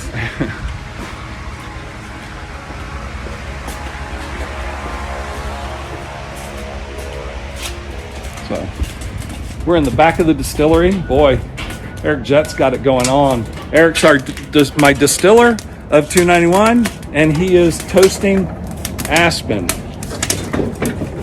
That's what that looks like. And the fire is made with aspen, so we don't get any different flavors. So we only get aspen flavor from the staves. And Philip's holding the door for me. Hi. So Philip joined me.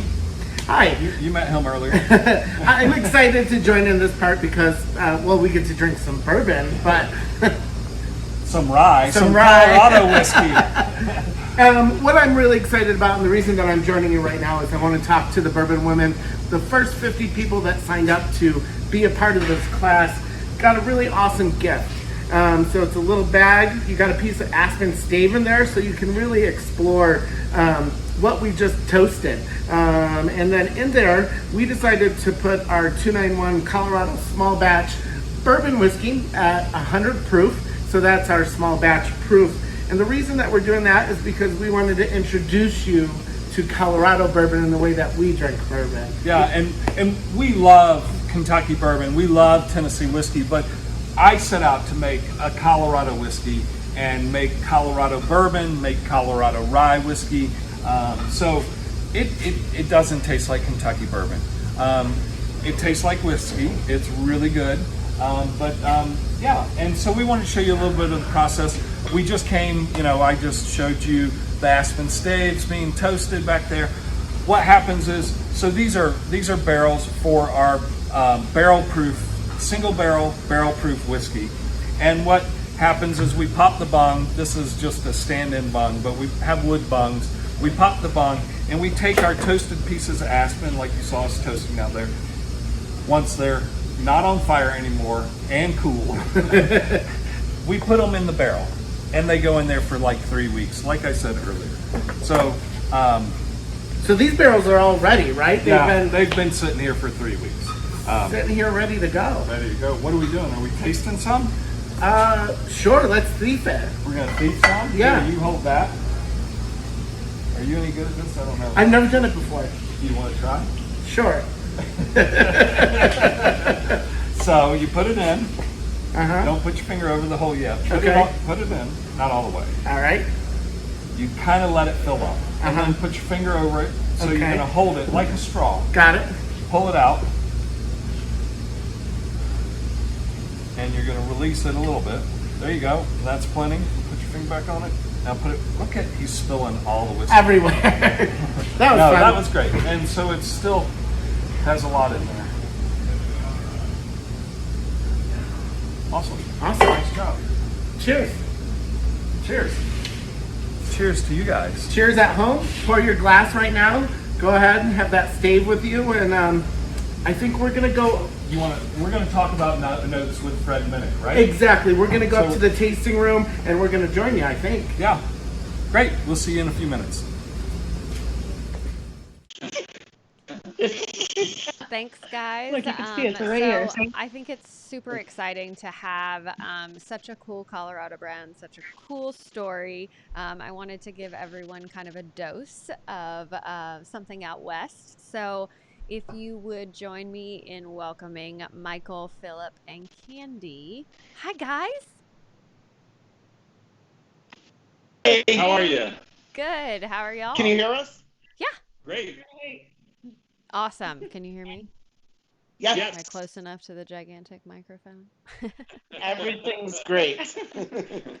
Well, good. Well, thank y'all so much. It was so cool to have kind of a sneak peek without getting to be there with you of the distillery, hear a little bit about the story, the passion. I have been moving around on my desk here, my aspen stave, and then I'm hopeful to not touch my face at any point with that.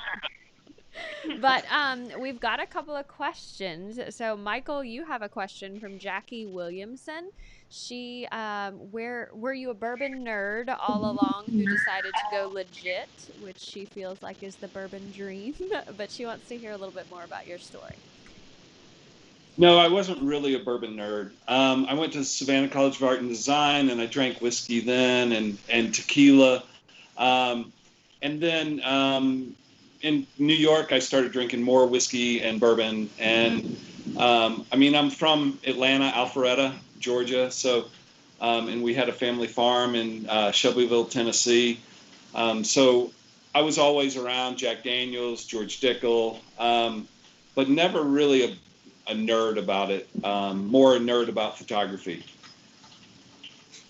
Awesome. I've also got a question from Lori Magnum, who wants to know why the name 291. So 291 was the very first photo gallery ever in the world, Gallery 291 Fifth Avenue, Alfred Stieglitz, and it was around 1907. When I went to Savannah College of Art and Design, my freshman dorm room was 291. So I was meant to be a photographer, went on to be a photographer. And then when I built the still out of photogravure plates, I decided 291 would be a good name. That's amazing. I like that. I like when coincidences kind of match up. So the sad thing is dorm room, I went to Savannah about a year ago in November, and the dorm room is no longer there. It was an old motel. They came down and built another dorm on top of it. And I was kind of sad because I would have taken the door, but I do have take the door in your plaque. And I actually have I still have the key to my dorm room in my bag in the backpack here. That's amazing. That gives me warm and fuzzies. I like it. So I've got a couple more questions. Jackie Williamson, she's got questions rolling for us this evening. Wanted to know who the master distiller was, and I know you showed us Eric in the video toasting the Aspen, but she wants to know, have you ever sourced? Do you produce your own? Kind of where all of it comes from, things like that.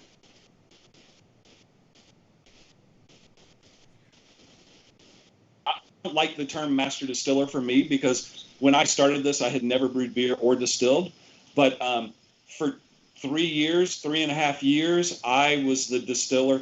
I did everything. I was even the salesman, everything. And then I brought Eric Jett on. But everything we make is from scratch. The recipes, the rye and the bourbon, are my two very first recipe. The bourbon is changed slightly. The original recipe was 80% corn, 20% malt rye. And I added 1% malt barley, so now it's 80, 19, 1. And then my rye is 61% malt rye, 39% corn. And those are my very first two recipes. It worked right off the bat. So my ex-wife says I was meant to make whiskey. She went through my whole photography career, and it was not as fluid as the whiskey's been. I can imagine. Well, I have to tell you that at Trouble Bar in Louisville, Kentucky, I've got some ladies that are watching. They're having a little watch party at a safe distance, of course. And they want to know where they can get their hands on some 291. So, where have you got it close to us? They're in Louisville, you said? Yep.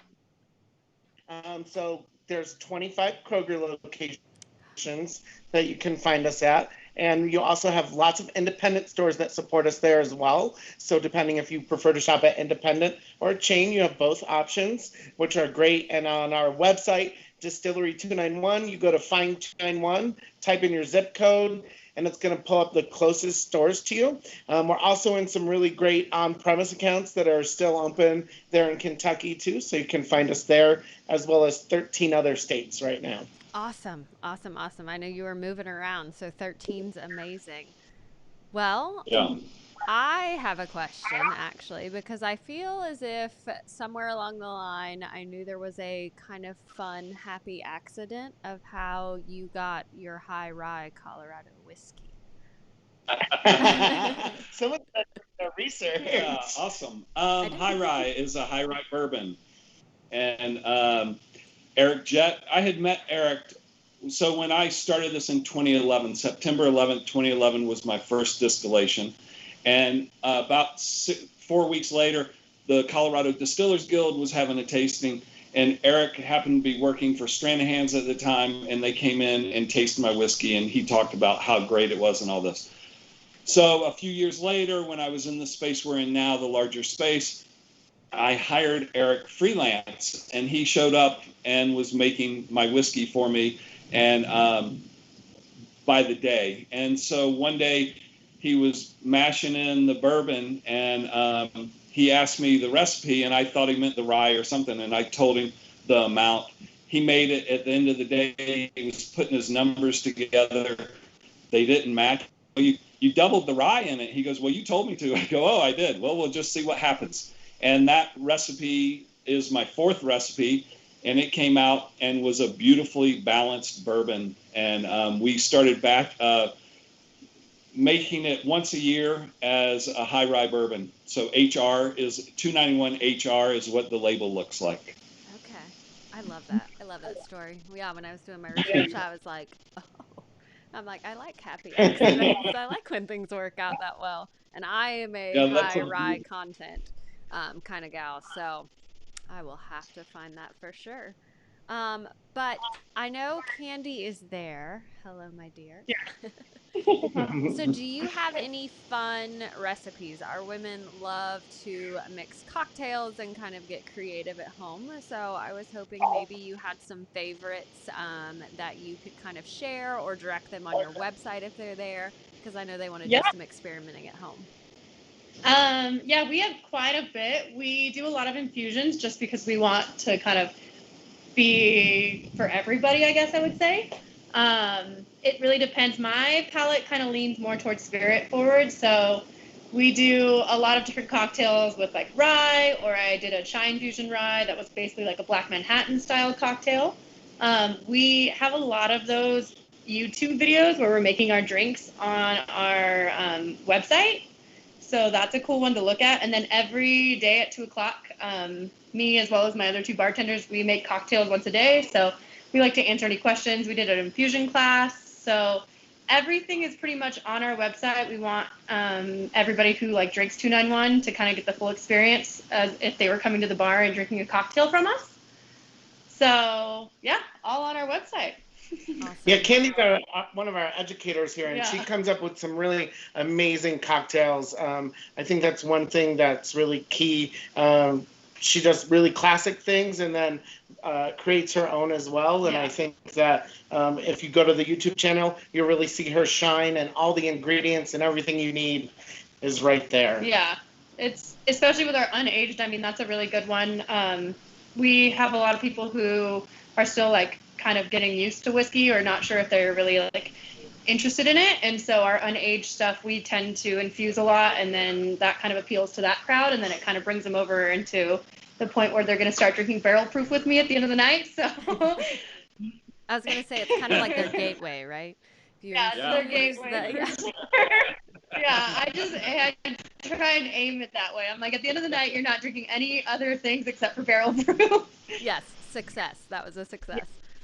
Well, awesome. Well, I cannot wait until I can come to Colorado and see you guys in person. But I just want to thank you. Bourbon Women appreciates your support. I've got my bandana like washed and ready, so that's tomorrow's little ditty to wear. But I just wanted to thank you guys. I think what you're doing is wonderful, and I cannot wait to come to Colorado. Thank you so much. And yeah, please come to Colorado and see what we're doing. Stay healthy. Yeah, Absolutely, you guys too. Cheers, everyone. Thanks. Cheers. Cheers.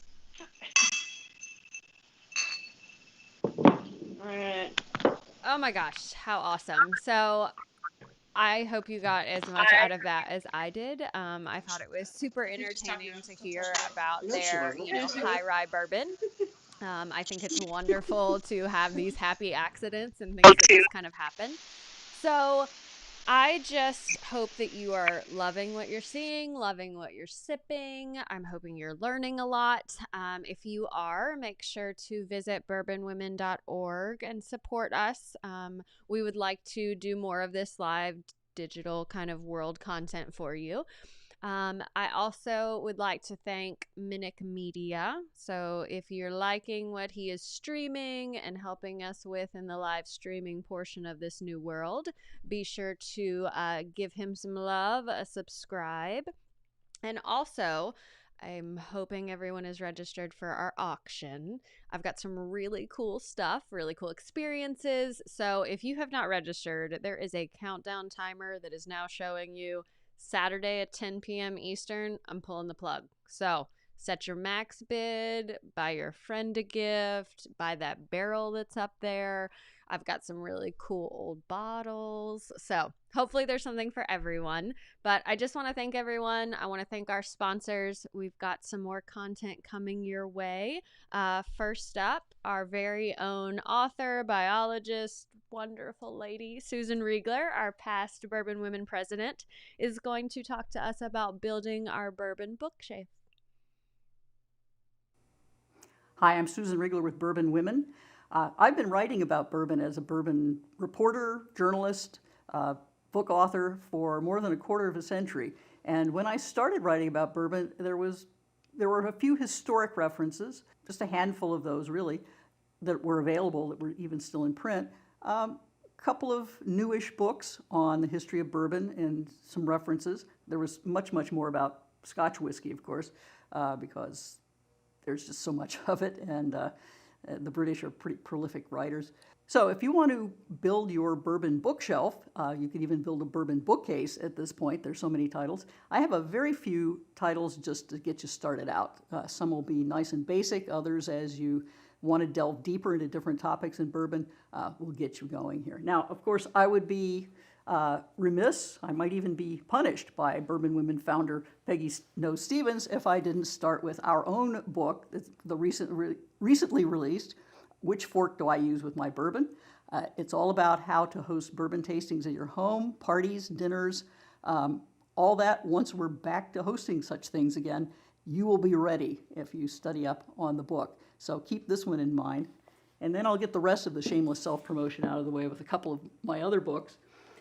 Again, to keep track of your tastings, the Bourbon Tasting Notebook in its second edition, almost 350 bourbons, fully indexed by proof, price, and style.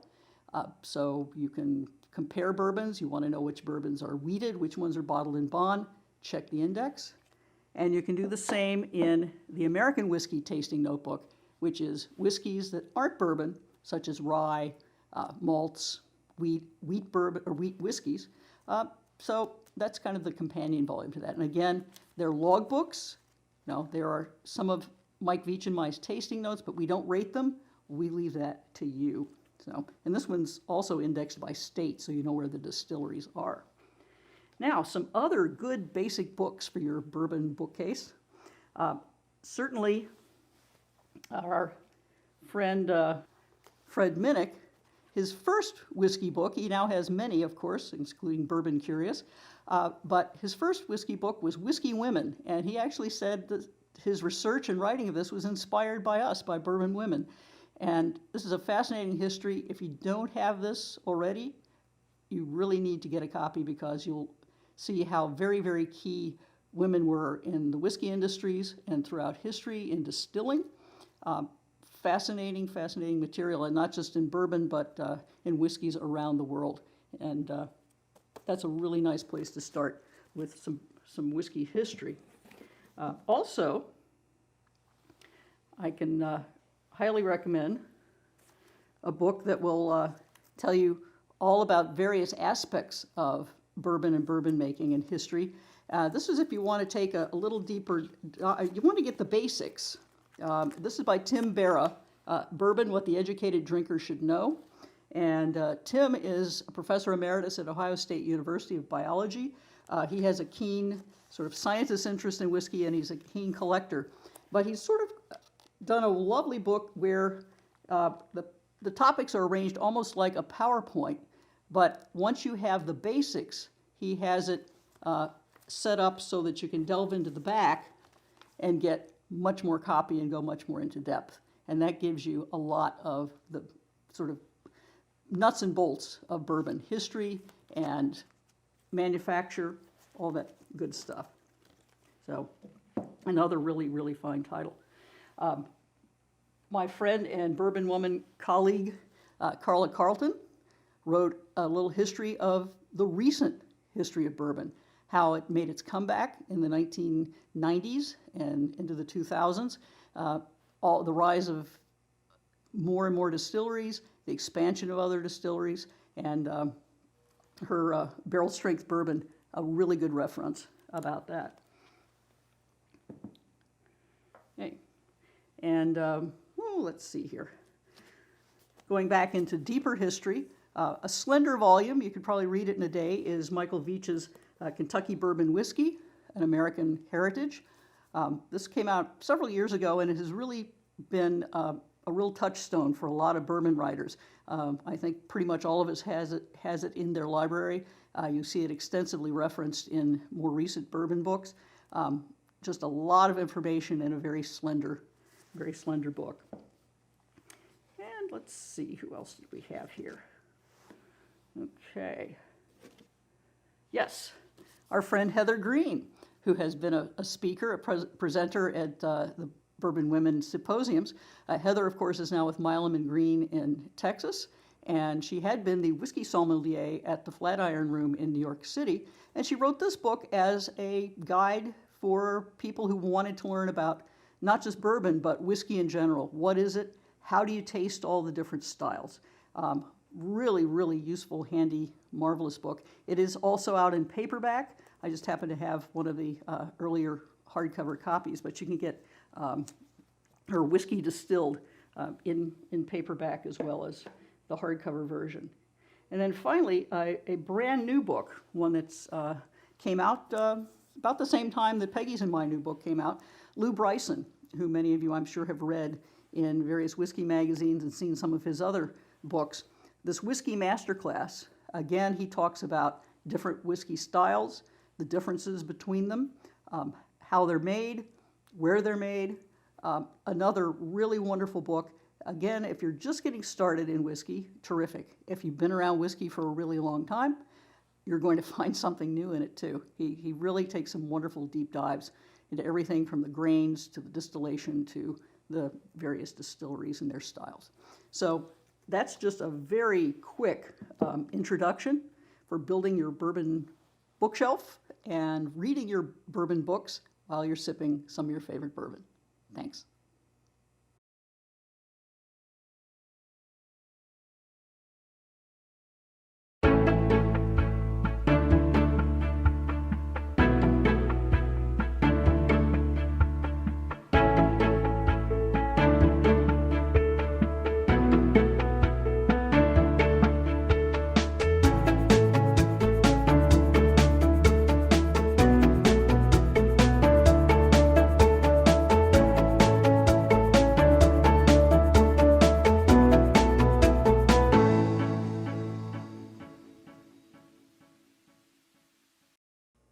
Hi, I'm Carol Ormay, and I'm a longtime member of Bourbon Women, and I serve on the events committee.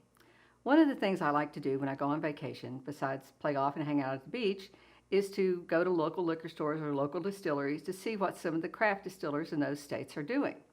Last year, my husband and I traveled up to New England. We visited Maine, New Hampshire, and Vermont, 3 states that we had not been in. And we flew into Boston and then drove up the coast to Portland, Maine, but on our way, we stopped at York, which is a small town on the Maine coast, and we visited Wiggly Bridge Distillery.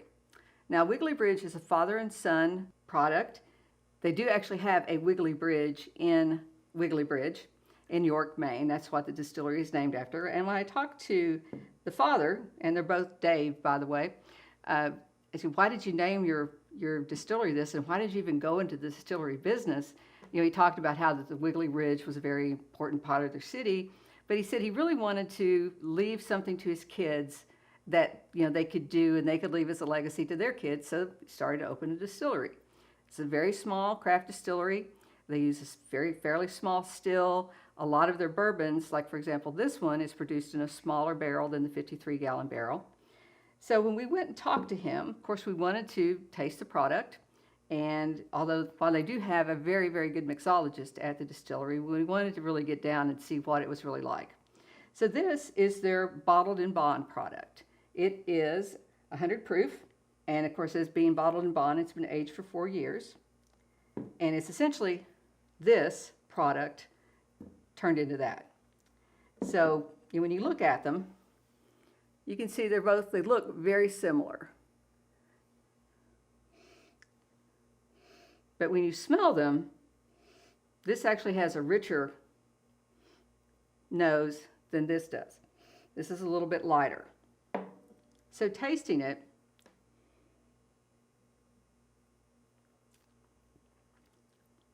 you have a lot of the traditional caramel, vanilla, baking spices, you know, cinnamon, nutmeg, that kind of thing on your tongue. It has a very much a front of mouth finish, a lot of spice up here. And it, being at 100 proof, it's fairly mild.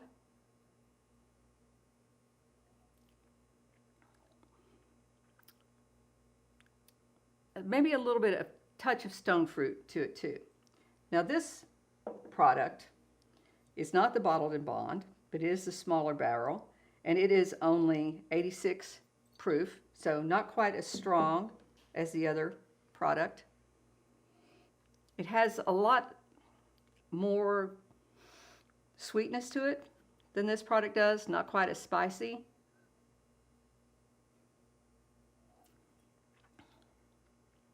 In this one, you're going to get a lot more of the sweet flavor to it, a lot more corn. Again, caramel, vanilla, some brown sugar in this one, some baking spices. It's very, very nice in the nose. So, very nice product for Wiggly Bridge. Now, in our trip, we went from Maine through New Hampshire and then to Vermont. And unfortunately, I did not pick up any New Hampshire bourbons, but I did happen to go to an arts and crafts fair outside of Stowe where they were selling bourbon. I thought, well, how cool is that? I've never been to an arts and crafts fair where they sell bourbon, but all right. So at the arts and crafts fair, I picked up a couple of different bourbons. This one, which is from Smuggler's Notch, and this one, which is from Mad River. Now, Smuggler's Notch is actually a rock formation outside of Stowe that smugglers used to be coming over from Canada, and through this, it looks like there's just not enough room to bring your car through. It looks like it's about this big. But this notch in the mountains that they brought products through that Americans wanted. This is a special product that Smuggler's Notch put out. It's called Dead Buck. And I said, okay, Dead Buck, really? And they said, well, we have a lot of deer in Vermont. Okay, so this is a limited product. They put it out in 2016, and again, lucky me, in 2019. So when I was at the crafts fair, we picked this one up and said, wow, that's got a lot going on. A lot of caramel, vanilla, baking spice, a little bit of stone fruit, a lot of sweet flavors, but with an undertone of some spiciness. But very, very smooth. Does not have a lot of heat in it. It's got a very, very smooth finish. And this product is 108 proof. So for that high proof of bourbon, this is very nice. So if you're in New England and you can find it, I would certainly recommend you pick this up. Now this product is from Mad River Distillery. And you can see it's a really nice bottle. It's got a batch number, it's got a bottle number, it's signed. The thing that made me a little bit cautious about it is it is aged at least 1 year. Now, you know, if a bourbon is less than 2 years old, you have to put an age statement on it. And the age statement refers to the youngest barrel that went into the mix of producing this bourbon. This has a really, really strong corn flavor. And of course, we know bourbon is 51% corn. So when you first pick it up and you nose it, you think, wow, caramel corn, which you might think is a strange flavor to have in bourbon, but actually it's not. It happens a lot of times.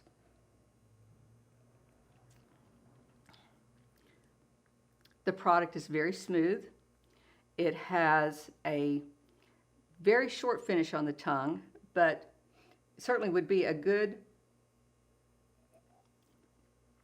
bourbon for people who are still new to drinking bourbon and might want to start out just a little bit on some of the younger products. Now, of course, all these bourbons are my taste. You know, you might taste these bourbons and think, wow, I'm not tasting that at all, because the best bourbon is the one that you like the best. And any one of these could be waiting for you to be the one bourbon that you like the best. So, cheers.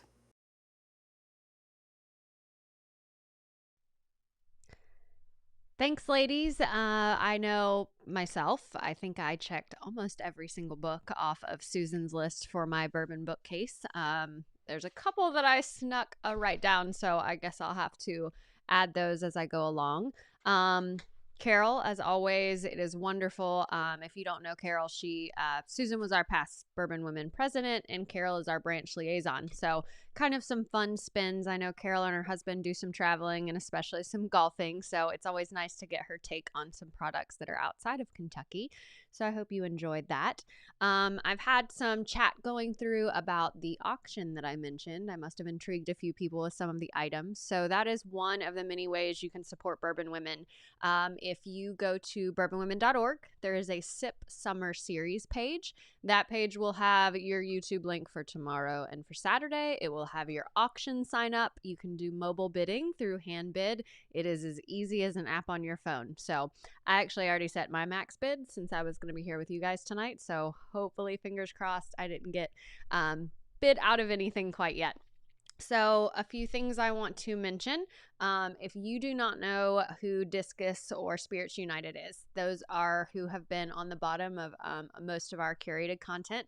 We owe a huge thank you to them. They were our presenting sponsor this year, and obviously with SIP pivoting to a summer series and being digital, it was something we could not do without their help. So I encourage you to figure out, how you can support them as well. I know Spirits United, you can take action on their website. That would be a really cool thing. They do a lot of advocacy for the industry, most of our partners, as the Distilled Spirits Council of the United States. So please make sure to check them out. On with the show. I have my bottles out here. I don't know if Fred and I are going to be blending as we sit here, but you never know. So next up, we have Miss Sam Montgomery. This was another session in the studio that we probably had way too much fun with, but as always, Sam is going to show us how to blend some bourbon. So First 50 got a blending kit, and I know she's got some cool Instagram prizes and social media things for you. If not, grab something off your bar and get to making a cool blend that you can name yourself. So hope you enjoy. Hi everyone, and thank you for joining me today. My name is Sam Montgomery, and I am the National Brand Ambassador for Bardstown Bourbon Company. Today we have a very special virtual workshop for you all, where I'll be teaching you how to blend your very own special blend of bourbon. So, the first 50 that signed up have received a special kit in the mail from us that has everything that you need to do this blending experiment with me. I am going to run through it kind of quickly because of our time limit, so you can either follow along at a quick pace, or you may want to wait until the end until you can ask questions and then do this on your own time when you can spend a little bit more time with it. In front of me, I have already deconstructed my kit and have it set up exactly how I would if I were to start blending bourbon. So in front of me, let me explain a few things of what I have and what you should have in your kit. The tiniest little sample in the box is going to be Bardstown Bourbon Company's Fusion Series. If you haven't got the chance to try Bardstown Bourbon Company Fusion Series yet, this is for you to enjoy now, later, whenever you want. But this is the inspiration for the blending process today. So Fusion is a blend of 3 different bourbons. 2 of those bourbons were produced and aged by us, and one of those bourbons is an older bourbon that we sourced. So in this blending kit, you're going to have those same 2 bourbons that we produced and aged, as well as a different aged source bourbon to create your own fusion blend. So let's talk about the whiskeys that are in your kit to blend. In front of me, I have just a sample of each pre-poured so that I can let them air out a little bit. I recommend you do this so that the ethyl alcohols and all of the kind of, unpleasant aromas have time to kind of dissipate, and you're left with more of the pleasant aromas. So I've had those poured for about 10 minutes now. The first one I'm going to talk about is the 36% rye Matrit. So this is one produced and aged by Bardstown Bourbon Company and is the main bourbon in the Fusion blend. Maybe it won't be the main bourbon in your blend or my blend today, but that is what you will see in Fusion. The second one is going to be a 20% wheat maturate bourbon, produced and aged at Bardstown Bourbon Company. This is also going to be in the fusion blend. And for the third bourbon, we have our sourced aged bourbon. This is a 9-year Tennessee bourbon whiskey. Not the same sourced bourbon that you will see in the fusion blend, but a different one. So you might have some really interesting results. Maybe it's even better than the fusion that we have in the bottle. If it is, you have to tell us. So once you have those all poured and you've given yourself time, or the bourbon's time, to air out and dissipate a little bit, now it's time to take some tasting notes. So on your tasting mat that should have been at the top of the box in your tasting kit, you have this chart that tells you what each of those bourbons are, in case you forget, and also a tiny little section to take some notes. If you're like me and you take lots of notes, you might want to bring a pad of paper to write more notes on, but there is a small section right here for you. So when I am evaluating bourbons, I like to spend time on the nose, on the palate, and on the finish individually, and make sure I'm getting everything that there is to observe possible before moving on to the next one. So let's go ahead and dive right in and start talking about some tasting notes. So on the first one, we have our 36% rye maturate. If you want to bring that up and give it a few smells, something that I noticed right away is that this is very young. It is a 3-year, but it might have come from a barrel at the bottom of the rickhouse, because a lot of these notes are really green still. Not bad, but just still very young smelling. I get grassy notes and floral notes. Go ahead and take a sip and see what you notice on the palate.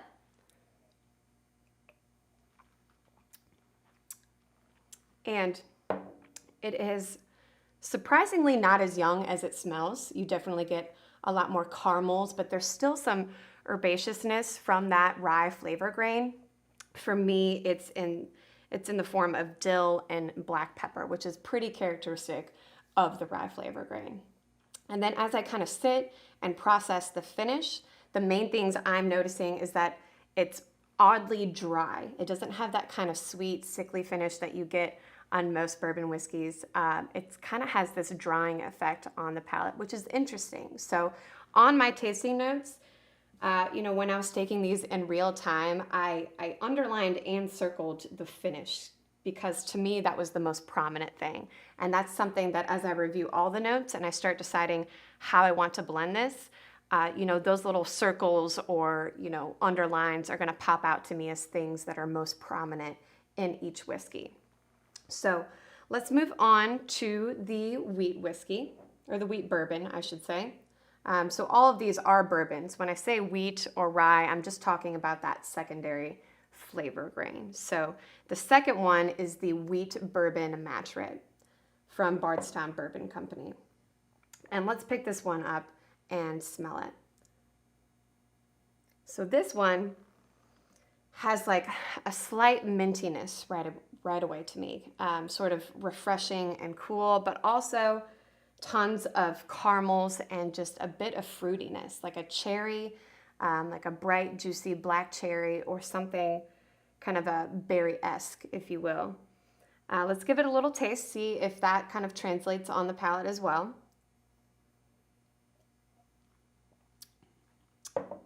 And this one is really special. I don't know if this was just an incredible barrel, but typically I don't favor wheated bourbons, but this one is drinking incredibly well for me. I get just a burst of baking spices, your cinnamon, nutmeg, cloves, all of those right mid-palate, and then it just kind of dissipates immediately. And the finish, I'm left with just a sweet, butterscotchy, kind of candied, like hard candy, hard butterscotch flavor just kind of lingering with me, which is delicious. So the thing that I circled on my tasting notes was the burst of baking spices and the nose. I weigh a lot of my value on, or the value of a bourbon that I'm drinking, on the nose that I'm getting, and I think this one has an incredible nose. So moving on to the third bourbon, which is the 9-year Tennessee bourbon that BBC sourced. This one you'll notice we haven't really evaluated color yet, but you can see how the age is reflected in the color of this whiskey compared to the others. It's got that nice dark color. Let's see how it smells. So obviously you're going to get a ton more oak, right? Oak isn't always better. That's definitely a preference, right? But it is very present there on the nose, as well as tons of vanilla. When I took these notes, once again in real time, I wrote vanilla in all caps. So this really stuck out to me as a big vanilla nose. And I also wrote a little bit of Coca-Cola. So let's see if those translate onto the palate. Take a little sip.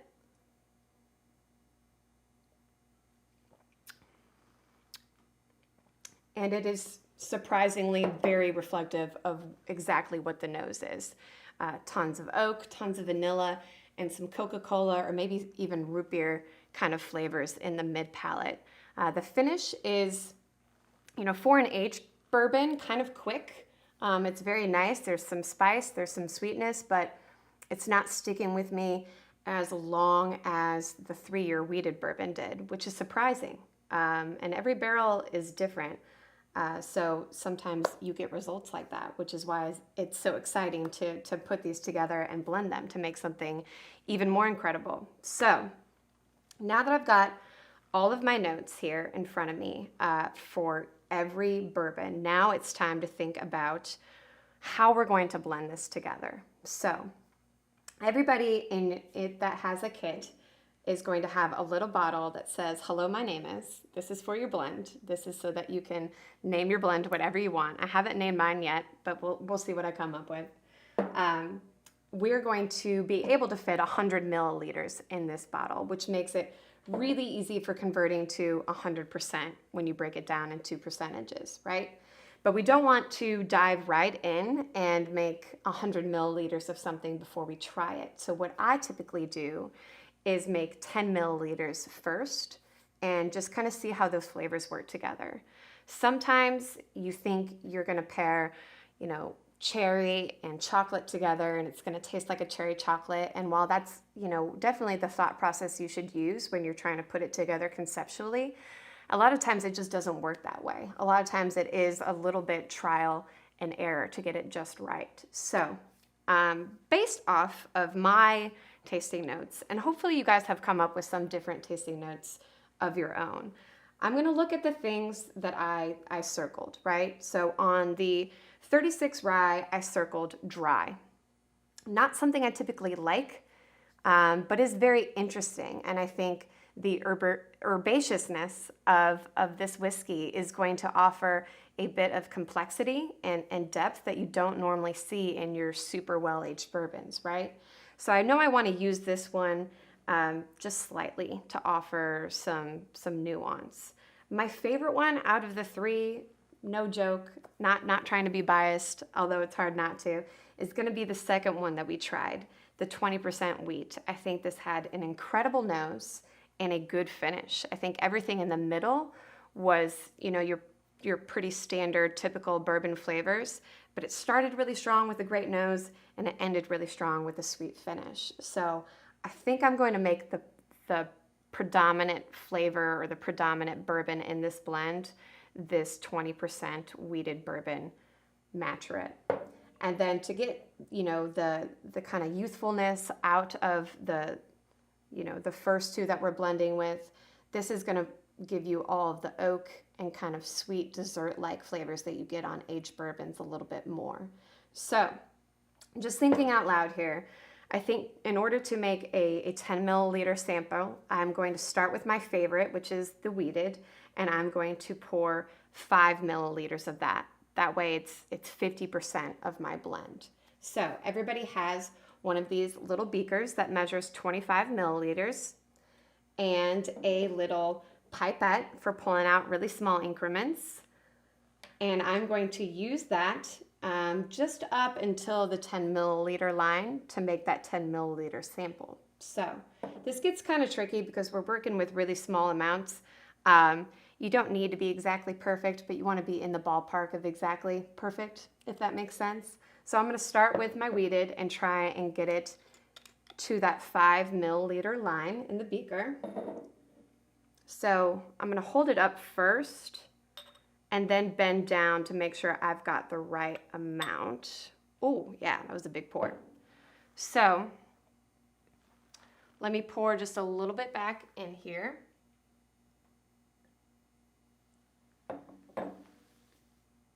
And I'm not going to be as perfect as I normally tend to be because I don't think you guys want to see me squatting and squinting this whole video. But that is pretty good for me. So 5 milliliters there of the wheated. Then I'm going to split the difference between the age and the rye bourbon distillate, leaning a little heavy on the age because I think this rye distillate with just a little too much is just going to be too herbaceous and too dry on the finish. So I'm going to split the rest of that 50% with 35% of the aged bourbon and 15% of the rye. So that would be 3.5 and 1.5. Everybody following me still? Great. So I'm going to grab this and just bring this up to 8.5 on my beaker.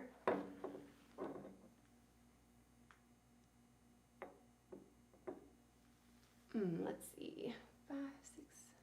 All right, no joke, pulled that off in one swift pour. You don't see that very often. And then I'm gonna grab this rye bourbon distillate and bring that up to the 10, to finish out the 10 milliliters.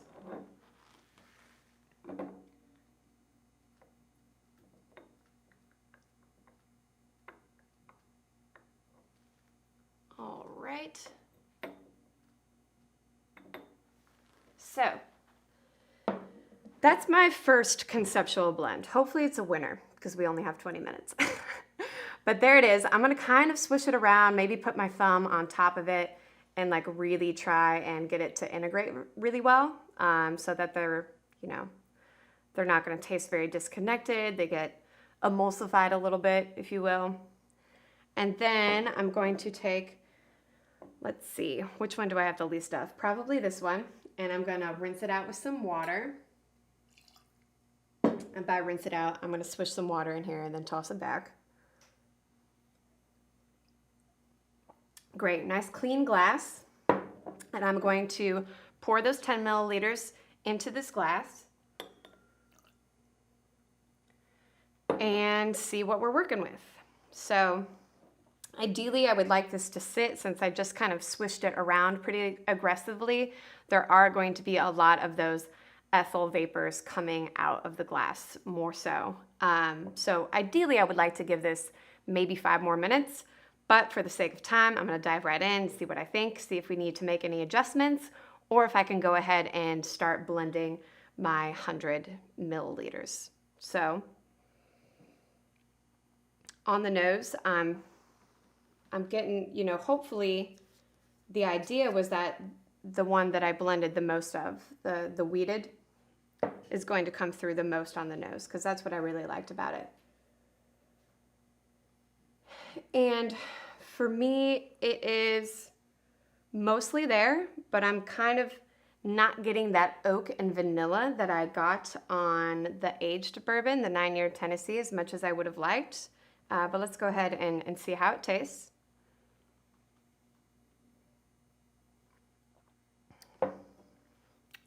Oh, wow. That is amazing. It's totally different from what it was smelling like. It's got the cherry, it's got the oak, it's got the vanilla. Everything is coming together really so well on the palate that maybe I can compromise the nose. And as I'm sitting with the finish for a second, it's a really strong finish. It's almost stronger than, it's definitely stronger than any of the 3 were on their own. So that's really nice, right? And I think the finish is probably even more important than the nose or the palate, because it's what you're left thinking about when your glass is done. So crazy as this sounds, I think I'm just gonna leave it like that, because I think while the nose isn't exactly where I wanted it to be at, the palate and the finish are, and I think that is incredible. So I'm going to go ahead and blend this up and in the full formula, so 100 milliliters. And that means we're going to do 50 of the wheat.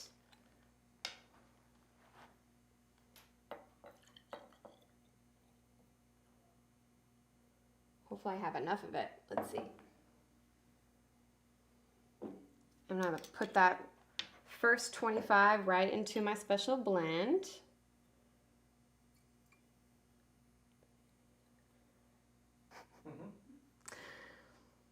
Now I'm going to add the second 25 milliliters.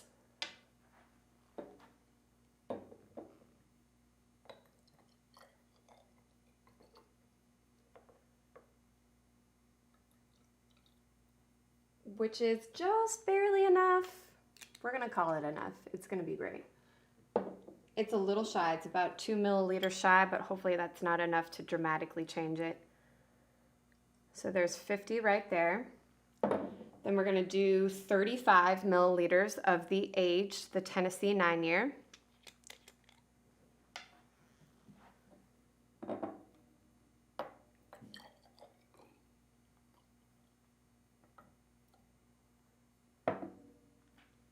Who knew drinking bourbon could look so scientific, right? Now you've got a good reason to have a beaker out.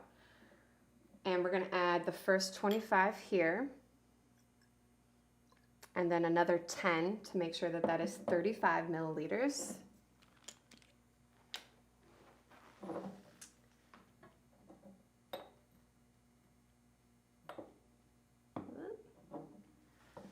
And that is just a little bit over, but I think it'll make up for the little bit under that I was on the first one.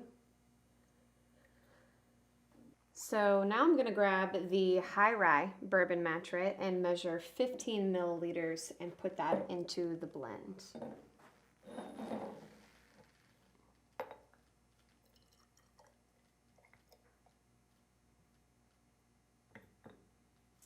And perfect pour. And now that is my entire blend. So at this point, you can either bottle this at cask strength, which I know a ton of you love your cask strength bourbons. But me, I really have a sweet spot for proof that I typically like, and that is 110. I've tried tons of different bourbons this way, and even in blind, tasting flights, I always tend to lean towards the ones that are proofed right around 110. So let's say you want to proof down your bourbon blend to something that you like. Maybe it's a 90, maybe it's 100, maybe you're like me, you like 110. If you do want to proof down your special bourbon blend, this is an easy formula to follow. Unless you've been drinking bourbon all day, then maybe it's not so easy and you can just add some water and forget about it. But the formula for figuring out how much water to add to get to the proof that you want is desired proof times desired volume equals actual proof times actual volume. So for mine, long story short, I'm looking to do 110 proof. I need to add 9 milliliters of water. So if you are just so proud of yourself and the blend that you came up with, which you should be, please take a picture of your blend and post it on Instagram with the hashtag BourbonWomenBlends, and I will pick a few of my favorites and send you all some really cool prizes from Bardstown Bourbon Company. Thank you all for participating, and I really hope to see you all in the future, live and in person. Until then, I am excited to hop on this Q&A with you all and answer all of your questions. Okay, so as you can see, I have my kit here, but I have not gotten to blending because I feel like I need to focus after listening to all of Sam's suggestions and things of that nature. So make sure if you got one of the blending kits that you get on that Instagram contest with some Bourbon Women blends, because I know Bardstown Bourbon has some really great swag to mail out. But I want to welcome Miss Sam Montgomery. She is hanging out on the porch looking fabulous. Hello, my dear. Hello. Thank you for Good coming. to see you. Yeah, of course. Excited to be here. Awesome. Well, we're going to kick it off because you've got all the questions coming in, my dear. So there are a few people who just wanted me to let you know that your workshop at SIP last year was wonderful, and they absolutely loved it. Shannon Hood has said that a couple of times on there. So I know everyone had fun with you last year in person at SIP, and I think everyone's had just as much fun in video with you this year. So we thank you for that. I do have Knows Your Bourbon. Wants to know, blending seems overwhelming. Where do I even start? Yeah, you don't need to be a master taster to start blending, right? If you're drinking bourbon at all, then you probably have some bourbons that you like, some that you don't like. And instead of thinking about brand name, think about flavors, right? A lot of people think that bourbon all tastes the same. Certainly nobody in this group, unless you're new to drinking bourbon and want to refine your palate. So think about what you like. Do you like wheated bourbons? Do you like spicier bourbons? Do you like lower proof, higher proof, right? And start thinking about which ones fit that category, and what you might like to see together. So I think it's really interesting to take bourbons with complete opposite flavor profiles. For instance, there's Maker's Mark, which is a wheated bourbon and is smooth and sweet. And then you have Four Roses, which is always notably spicy. They have a very high rye content. And then you have Old Forester that, a lot of people and even Old Forester themselves say that you're supposed to get a large banana character on it. So think about how you would pair things together, right? All of these things can go together. You just have to think about how much character you want from each one and blend them accordingly. Do I want a lot of banana, a little bit of spice, and some sweet smoothness? Just kind of break it down into terms that are easier for you, right? I would just say don't overthink it and trust your palate. There's nothing that you're supposed to be tasting. What you taste is what you taste, and blend accordingly. Absolutely. And what you described, I'm like, ooh, banana bread sounds kind of good. Little spice, kind of smooth, hint of banana. So I think it'll be fun for people to kind of put all of these together. And I know, we've got a couple of people on the chat that are first timers, have gotten a fusion bottle to try out today with their shopping list. So that's super exciting for them. We also have Rebecca Gallant and Terry Baston, who are super excited. It is their first time on something like this, and they said they are learning a ton. So kudos to you on that. I do have another question. Jackie Williamson wants to know what your number one thing you consider is when you blend. That one would be hard for me. So it's funny because I, never started blending until I started working for Bardstown Bourbon Company. And I was very overwhelmed and insecure about it when I first started. But the way I thought about it in a way that made me feel confident was building a cocktail. So much like building a cocktail, you have things that are very, very potent, like bitters, right? That you use in very small amounts. Things that are, you want to speak the most, like your base spirit, like bourbon. I'm talking about a Manhattan here. And then things that are kind of middle ground, like a sweet vermouth, right? That you just want to complement the bourbon. So I think about it in the same way. Like if you're thinking simply, just start with 3 bourbons. Think about what you want to be kind of your spice, right? Like maybe it's not your favorite, but maybe it could add a hint of complexity. Like nobody would drink bitter straight, unless you're from Wisconsin where they're taking shots of it behind bars. But, use that in a small portion. Use your second favorite in kind of your middle ground, and then use your favorite as your base, kind of like putting a cocktail together. If you can take it a step further and think about what specific characteristics that they're presenting and kind of make sure that those flavors complement each other, that would be taking it to kind of a more intermediate level. I like it. I do. So what are you drinking over there, my dear? Now that you're talking about Manhattans. It's almost gone because I was so nervous just watching myself on the television that it's almost gone now, but I was drinking a Manhattan. I was going to say, is there still some there? Yeah. So I know the biggest question in the chat, obviously for The first 50 that signed up for our digital conference, and I think it was like within 6 or 8 minutes they signed up. Everyone got one of these wonderful blending kits. The biggest question we are getting is, Sam, how are they going to get a blending kit? Where can they find this? How are they going to do it? So hope you have some insight on that. So I don't have an immediate answer for you, but I can tell you a couple of things. This is something that we're looking at sort of incorporating into whiskey festivals whenever those open back up again. So as I myself, travel around the country at these whiskey festivals, our trailer will have a blending station, hopefully, something that we're looking at. So maybe you can come find us at the whiskey festivals. We're also looking at offering this as an experience at the distillery, which is right behind me. So much like signing up for a tour, you can sign up for a blending class.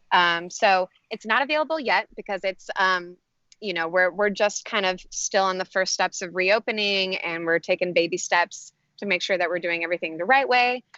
So it's not available quite yet, but we're looking at it in the future. And then eventually, once all of these things kind of start working and we figure out the best way to package and label, we'll start selling these things. Probably a good year out on that, but we'll take baby steps to make sure that we start introducing it to the market. So follow us on Instagram at Bardstown Bourbon Company. Follow me on Instagram at There For You in Spirits, and we'll let you know as soon as these are available for sale or available to sign up as an experience at the distillery. Awesome. Well, as a consumer group, you've got us. So everyone who got one has loved it. Make sure that when you name your blend, which I'm going to have to think really hard on that one. When you name your blend, make sure to tag #BourbonWomenBlends, so that Sam can figure out which one she likes best and get some swag on its way. But my dear, it is always a pleasure. I love seeing you. I hope you have a wonderful evening, and thank you for always supporting us. Thank you. Cheers, everybody. Cheers. All righty. Are we having fun? I'm having fun. Totally. Yay. That was great. You're doing awesome. All right. So Sam did a wonderful job. I expect everyone to have taken some notes if you need to refer to it later. Figure out what you're blending, how you're blending, and what exactly you like. I think it'll be a fun little activity for me to finish this weekend. But up next, we have Marianne Eaves. So Peggy Knows Stevens, our founder, did an interview with Marianne that I hope everyone will enjoy. Make sure to get your questions loaded in the chat. I'm going to check out those while you check out the video. Marianne, it's so wonderful to see you. I got to tell you, I've lost track of time, in all sincerity, because I couldn't remember if the last time we were together was either on the stage at Bourbon and Beyond, or was it on my back patio when you and I were just chit-chatting? Ooh, I think it was Bourbon and Beyond. Was it Bourbon and Beyond? Mm-hmm. Yeah, that was so much fun. And I feel like a lifetime has passed. Yes. And, so much is going on with your career now. And I just have to say, I was delighted when you said you'd be part of our Bourbon Women Sip, because I have always admired, your intelligence, your skill set, but just to introduce you to the audience is, I'd love for you to really say your background, because it's equally as impressive. Well, thank you so much, Peggy. And I have to say, I owe you a lot for paving the way for me to be where I am today. So thank you so much for all your dedication and hard work and intelligence, and just being the incredible woman that you are, and starting the Bourbon Women so that we can just sing it from the rooftops. That's right. That's right. Thank you. Yeah, of course. So my background, it's as a chemical engineer and working for Brown-Forman, and eventually, rising through the ranks in the industry. But I think it's also kind of interesting to know a little bit of the story before I chose chemical engineering. So when I got out of high school, and maybe I should tell you a little bit about that too. So I was in auto shop. I was never Which shy cracks me with, up that you were in auto shop. I would have loved to have had a picture of that. I wish I don't even think there is a picture of me in like the coveralls, underneath changing the oil. But Right. I just loved tinkering and things. And that was my goal, really. I was like, I want to be able to change my own oil, because I think everybody should at least know how to do that, because oil changes are astronomical. But anyway, so I was in auto shop, didn't have a problem being in like a room with all boys. It's never been a problem for me. And and when it got to the point where I had to start figuring out what I wanted to be when I grew up, I just had no idea. When I was coming to the point where high school graduation was imminent, all my girlfriends were going around touring colleges, and I would tag along, but I had no idea what I wanted to do. So eventually, my mom was like, well, what about IT? We could even, go tour some vocational schools. Maybe you'll be a diesel mechanic. And, and luckily she got this wild hair and decided she wanted to open a business. So before I went into college, we opened a business in downtown LaGrange. It was nothing to do with spirits. It was a little consignment art and craft boutique, but you know what they say, fail early, fail fast. Right. So we tried. It lasted a couple years, and then I really had to get serious about what I wanted to be when I grew up. And my dad actually, I was so fortunate that he was able and willing to help me pay for college. He really paid for my college, but his one request was that I go into a field that I could support myself with. And I thought that was pretty reasonable. The dream of every parent, may I say, because I have a senior this year in college. Right. Right. So he starts sending me these lists, right? Top salary right after graduation kind of thing. And chemical engineering was pretty consistently topping those lists. So I was like, all right, chemical engineering it is, and started looking into what chemical engineers do. And I was like, oh my God, this could be really cool, actually. Like, chemical engineers do everything. You can make fuel additives, peanut butter, makeup, bourbon, like just about everything that's fun. It has a chemical engineer involved. So I decided to go that route and hopped right in, and it was hard. I mean, I think everybody who knows a chemical engineer knows that there was a time that they questioned whether they were going to make it through. They say that the first year is all weed out courses. Well, I think the whole 4-year curriculum for a chemical engineer is just meant to weed you out. Mm-hmm. But that the co-op was really my light at the end of the tunnel, realizing that there was such an amazing opportunity that potentially lie ahead, and getting that job at Brown-Forman. So that was really through a co-op, and that was one of my next questions: is how did you end up veering over to Brown-Forman? So that was kind of your first co-op and job? Yeah, that was my first big girl job, I say. Yeah. And then your role when you first came to Brown-Forman was what? So I was an intern, a co-op in process research and development. So this is the group within research and development that works on innovating new whiskey processes, but also looking at process improvement, efficiency in all the Brown-Forman portfolio. Did you know at that point that, kind of whiskey was in your blood, and, that was really going to be your career path, or were you just kind of dabbling at that point? Once I started really working, doing the job at Brown-Forman, that's when I fell in love with it. Even though I grew up in Kentucky, I can't claim the bourbon culture, because it was a dry county. Oldham County was a dry county at the time. I really didn't see my parents drinking around the house. I didn't know anything about bourbon, had zero appreciation. So it was really all on the job that I learned to love it. What do you think, during your time at Brown-Forman, let's say, what was the most important learning that you had, or support that you had? Figuring out, kind of the politics of navigating at a large corporation, I think was something that was really important for me to learn. this incredible woman that brought me on through the internship program, Nancy Warfield, was Right. the one who really pushed me out of my little comfortable box Right. and encouraged me to take challenges. You know, a female co-op can do anything a male co-op can, so I should be raising my hands for every single same opportunity, whether it's rolling barrels at the cooperage or or going down and taking still samples, or mixing in the lab. Whatever opportunities came up, I should be raising my hand for everything, and not just doing my job, but also putting myself out there in the company, like getting involved with the employee resource groups and just being seen, and that part of the corporate networking was a big learning for me too, because I have always been the shy, quiet type.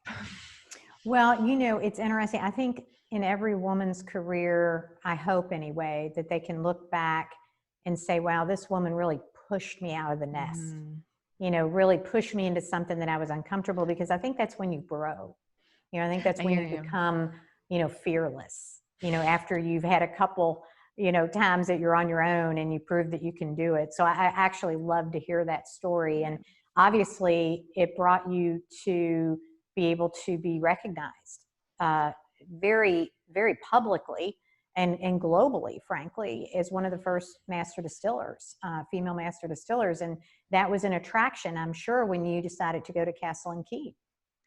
It's so interesting, the amazing part about the opportunity at Castle and Key was that it was, two guys that had this vision of rebuilding Colonel E.H. Taylor's distillery, but they had no beverage experience. I knew them when it was under construction. I know. They didn't really know how to make a drop, but they had a passion and they had a vision, and I knew that they were going to make the business part happen. And I was really excited about the opportunity to be on the forefront of resurrecting this bourbon icon. Even if Fred hadn't pushed me to take the title of master distiller, I would have still been there, the director of operations, pushing the buttons and installing the pumps and making things run. So.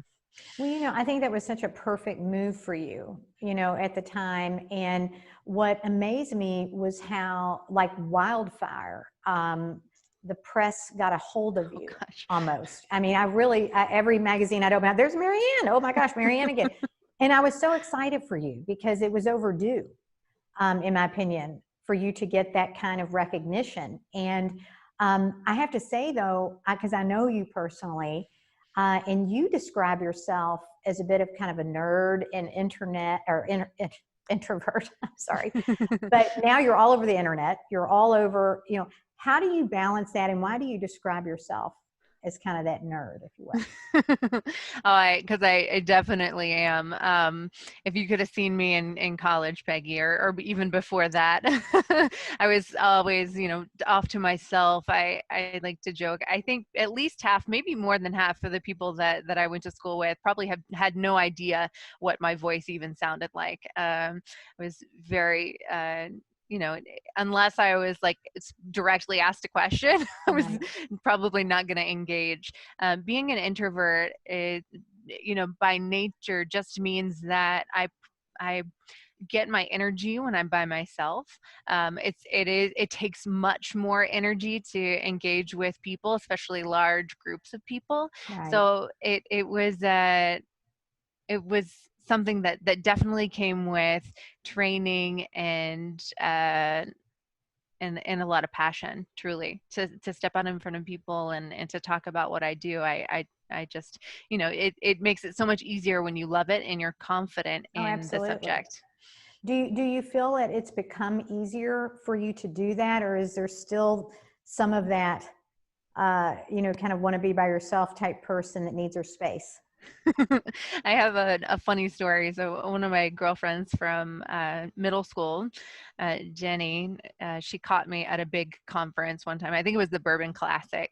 And I had disappeared for a little while and came back. And she said, Marianne, did you escape like to recharge your introvert battery, because I had just gone to the bathroom and I just stayed there for a little bit, and I was like, oh my God, she caught me. Exactly. Exactly. Yeah. So I definitely don't have the nerves. I feel very comfortable being in front of people, but there does come a time I'm like, my cheeks are hurting. I don't think I can say hello to one more person. I just need a minute. Yeah, and I think that's being human. I think that's being authentic, you know, and that's what I appreciate so much about you. You know, I look at kind of the whole, you know, chemical engineering, Brown-Forman path, Castle and Key career as almost like the first chapter of Marianne's career. And then I look at where you are now as chapter 2. I mean, you're your own boss now. You have your own company, thriving company. You're a mother. Congratulations. I'm obsessed with the baby and always comment on your Instagrams.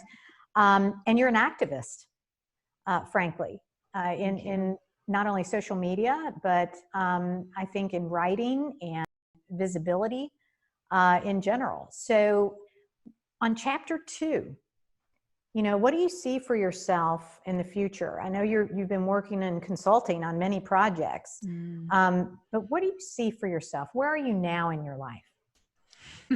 In chapter 2 and the next decade of the evolution of Marianne, I feel like I'm a very different person than I was at the beginning of chapter 1.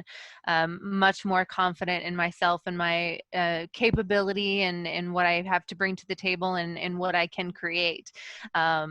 And what I have the right to own, you know. So going through, you know, the first chapter, working for others and following their agenda and creating for the vision of other people, you know, was wonderful. And I'm very grateful for all of that experience and all of those opportunities. But stepping into chapter 2, I am just absolutely over the moon to start to pave my own way again and create opportunities for, you know, the next wave of incredible women that are going to follow in our footsteps.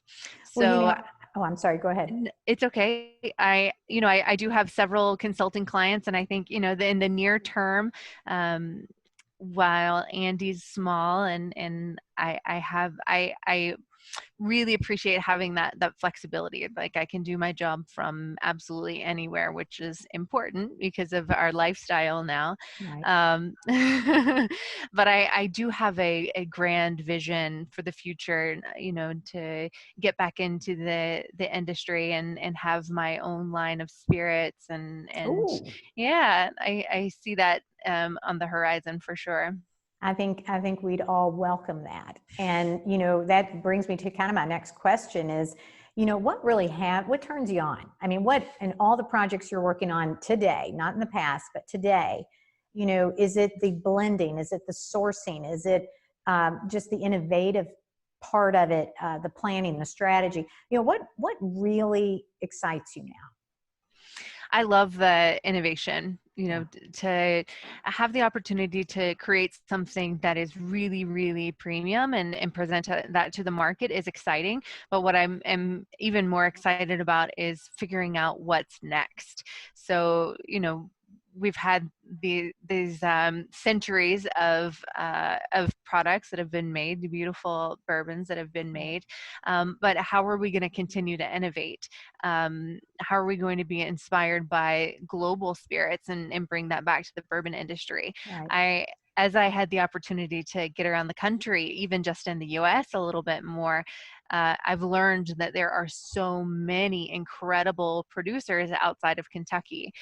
Before I made time to do this exploration, I was in the camp with basically every other Kentuckian. You know, we make 95%. The best is made in Kentucky. I know when you said outside of Kentucky, I was like, la la la la la. I know.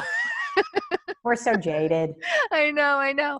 But it's amazing. You know, it's like they're totally different styles of whiskey, which I've grown to appreciate. Yes, because of the regionality, right? Of Absolutely. these different places. Yeah, they're different climates, they're different ingredients, the different methods that they use. You know, a lot of these folks just had a passion for it, not much experience, but you know, wanted to do a great thing and put a lot of energy behind it, and have figured out, you know, things that I would have never thought to do, because, you know, coming from a very traditional bourbon background, like this is the way that we do the things, and so I'm having a lot of fun learning and expanding my horizons too. I love it. And you know, Marianne, all the things that you've worked on and are going to work on, you know, nobody can possibly encapsulate your journey in 20 minutes that we're together, for sure. And I want to do it justice because, you know, I have seen you be so resilient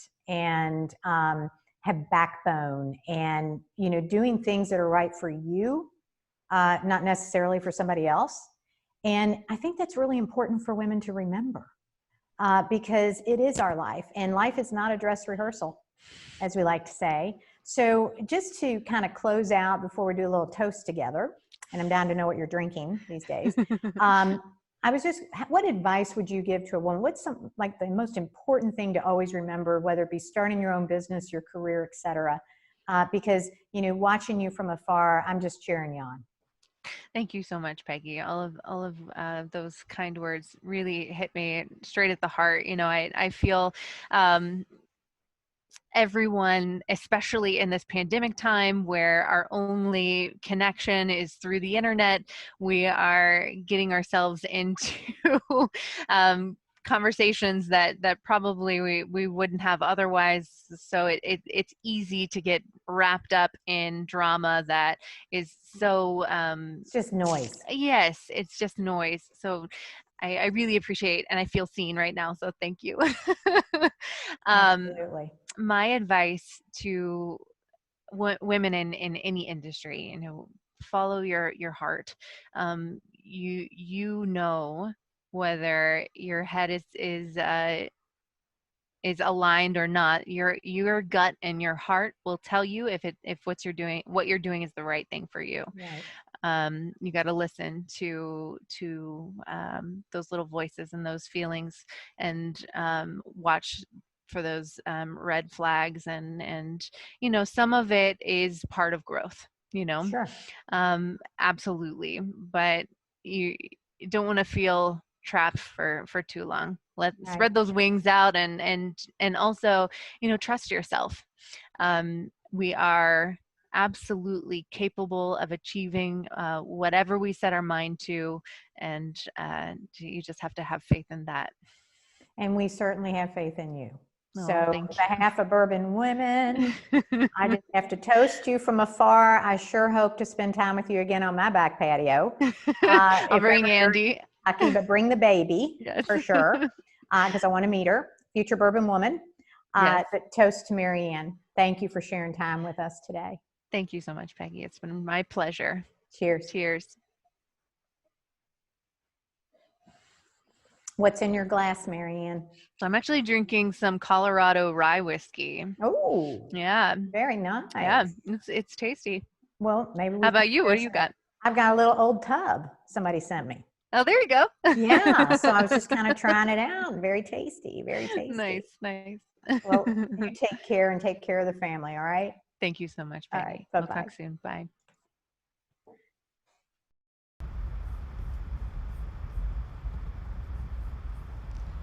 What a great story, a great journey. I've got questions coming in like crazy for Marianne, but I just wanted to see if you enjoy what you're seeing, if you like what we're doing. If you're not a member of Bourbon Women by now, get on the keys, get it going. But Fred's going to jump in on this one. We're going to bring Marianne in, and we're going to talk to her. Marianne, are you ready? Marianne, how are you? I'm great. How are you, Fred? Always good to see you. I really enjoyed that interview from Peggy. You know, she's a good interviewer. She's wonderful, just all the way around. So I know, Sarah, we've got a lot of questions here for Marianne, whom you're like you're a champion for so many people, Marianne, and I just got to say it's been a real joy, a pleasure seeing you come up the ranks, and it's hard to believe, but we've known each other for over a decade now. I know. And yeah, it's been fun to see you grow in all of your amazing journey too. Well, 2 babies. I know that's exactly where I go. It's like family, right? You know? Yes. Your family. All right, so we've got some pretty good questions coming in, and I do hear everyone. I'm closer to my mic. If I get any closer, we'll see what happens. But everybody is really intrigued by how you started, where you started. I think it really hit home for everyone. I know I have tons of friends that when you tell your introvert story, I'm like, oh, nope. I've been that person that's gone and found them in the bathroom and realized that they're taking a moment. Like, I totally get it. But Shannon Hood wants to know what your next big project is and if you have an internship program. That might be everyone's question, actually. Hi, Shannon. I get to hang out with Shannon a little bit when we were in Texas just like a month ago. So thank you for the question.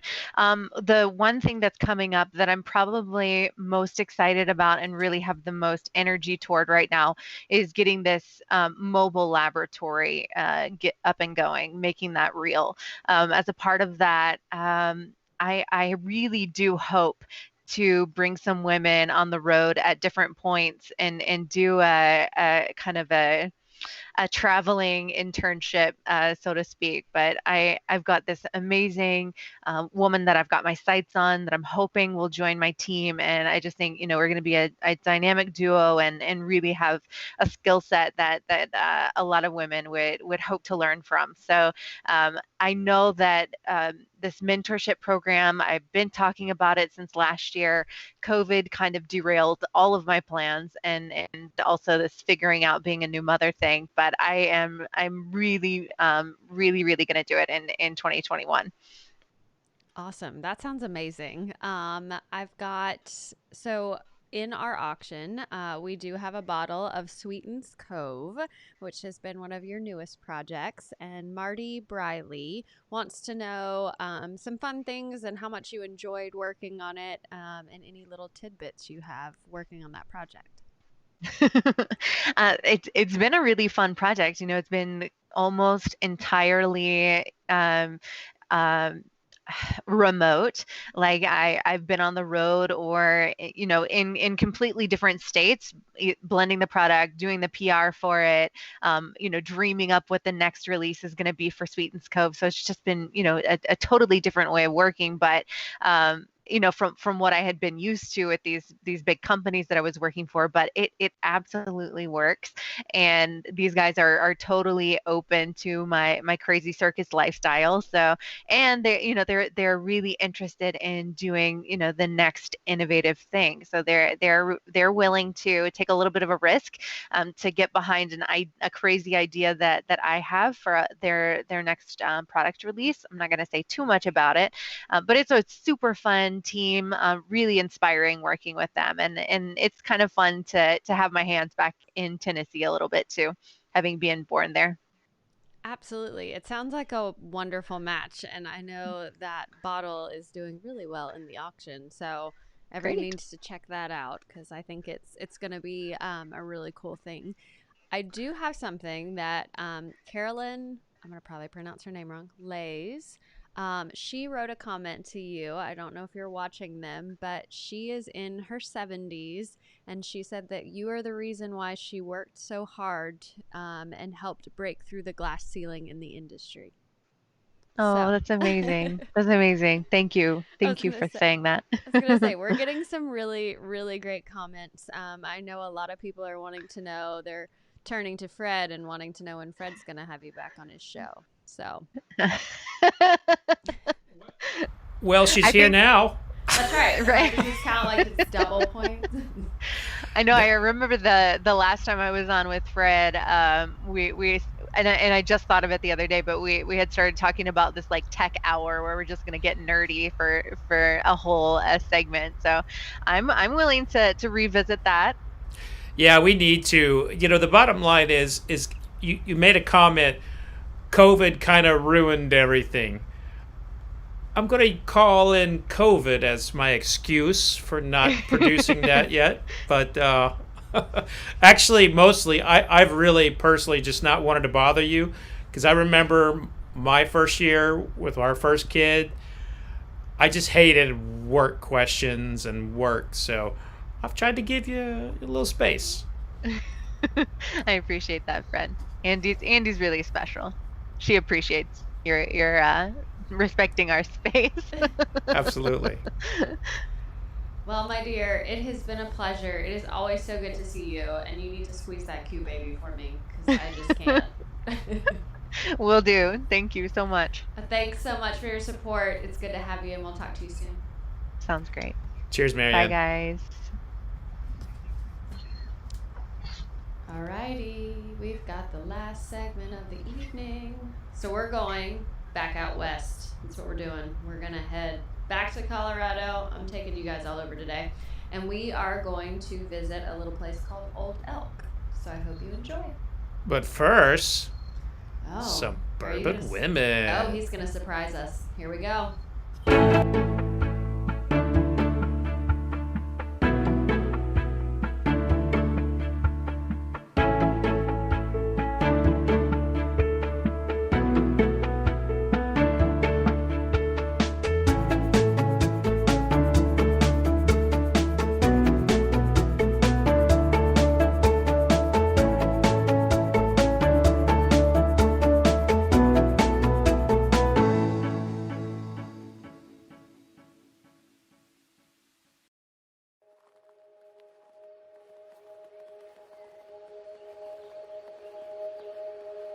When I graduated from college, I'd had no idea what I was getting into. I just thought, man, it'd be pretty damn cool to be 23 and go make whiskey. And 40 years later, it's still pretty damn cool.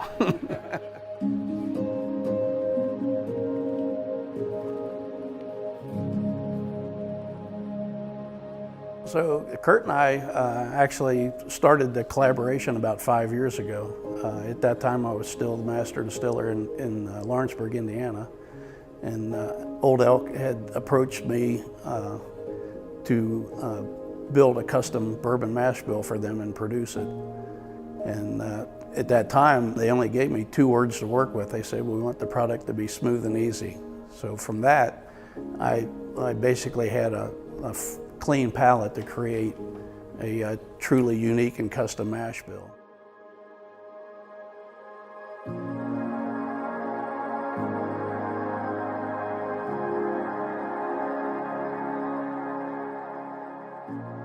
The mash bill started with 51% corn, and that was to lay the foundation and bring in the robust characteristics of bourbon that are attributed to the corn. But then we upped the malted barley content up to 34%, which is 4 and 5 times higher than anybody else in the industry. And what that does is bring in sweet and smooth characteristics. And then we left 15% for rye, which brings in a spice characteristic. So a lot's been said about my hands over the years by various people, but one of the things that sets me apart from many other master distillers is I've actually been a hands-on master distiller my whole career. So I've been out in the trenches for all 40 years. The Old Elk team is truly just a group of young, smart, passionate people. I mean, I'm the old goat in the crowd.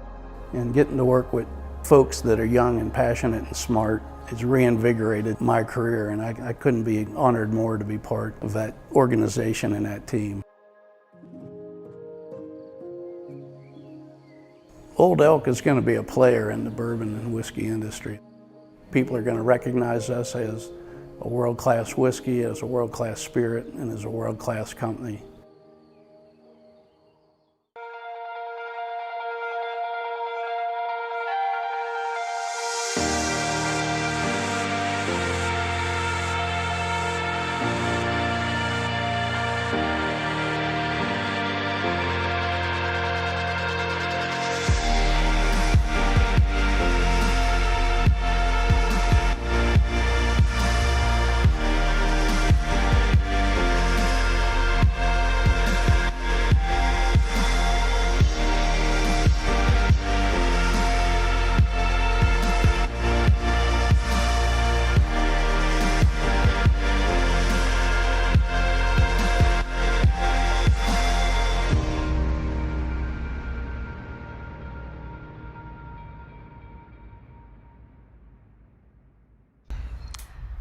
All right, guys. I don't know about you, but I was like digging the music on that one.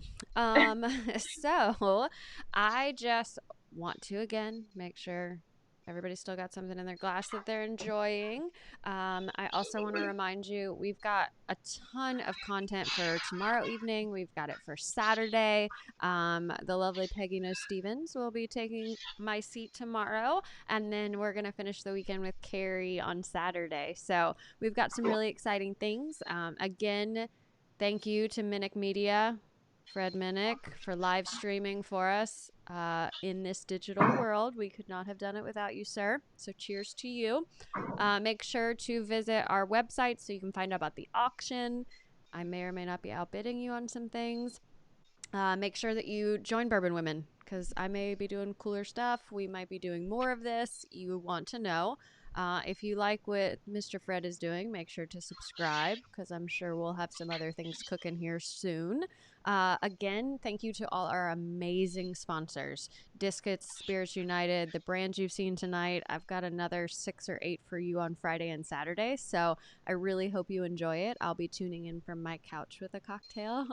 But I am going to bring on 3 very special people who have a fun little segment for you. So I have Kate Douglas, Melinda Maddox, and Mr. Greg Metz from Old Elk. Hi, guys. Hello there. Hey. Thanks so much. The video was amazing. I am excited to see what you guys have in store for us. We're going to do a little live Q&A and a little demo as well, so this will be pretty fun. Thanks for having us, Sarah. Very excited. Awesome. So I think we have a cocktail demo plan for you to start off with. Does that sound good? Little nightcap for everybody? That would be great. Right, awesome. Hello to our audience and Brad and Sarah, thank you. Greg and Kate, I'm so excited to be doing this with you. It's such an honor. So I'm Melinda Maddox with Old Elk Distilleries here in Fort Collins, Colorado. And I'm honored to be making a nightcap with all of our viewers tonight. So we've got a little mashup for you, blending Kentucky tradition with Colorado spirit. I took some inspiration for the Kentucky Rado cocktail from 3 of my favorite classic cocktails. So we've got a bourbon whiskey smash, traditional mint julep from Kentucky, and then a refreshing fizz, taking elements from all 3 of those into one delicious cocktail.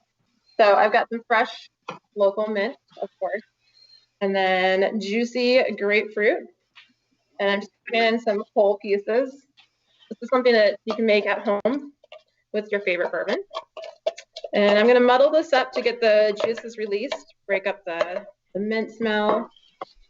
You all can't smell this, but it smells delicious. And then honey syrup, using Colorado local honey bee syrup. And then our blended straight bourbon. So this is one of my favorites because of the high barley content, and it's also really, really smooth. So because I'm doing a fizz whiskey smash mint julep mashup, I really want the smoothest expression that I can have in my glass. And then I'm going to add some ice and shake this up for a nice chilled experience. I'm popping with you. I'm there, Mel. Kate, I hope you have a cocktail in hand already. If you don't, just a nice name for tonight. So I wanted to make a celebratory cocktail that celebrates bourbon and bourbon women. And so that's where the inspiration from the fizz comes in. And then taking our traditional, delicious Colorado whiskey. I know there's some Kentucky fans out there that are probably raising eyebrows at that. So excited for our Q&A for us to kind of talk about that a little bit more. And then I'm going to top that off with some delicious Prosecco. Let me just grab that out of our chilled fridge. It looks like a great drink, Mel. I am jealous that you're so far away from me right now. I know, it does look delicious. Oh, just look at that fizz. We got a little too excited there. It's easy to do with a drink. It sure is, especially when we're given such an awesome platform to showcase our team. So To all of you out there watching, I'm gonna raise a little toast to you, and I'm making 2 cocktails because we're celebrating us. And I don't want to drink alone.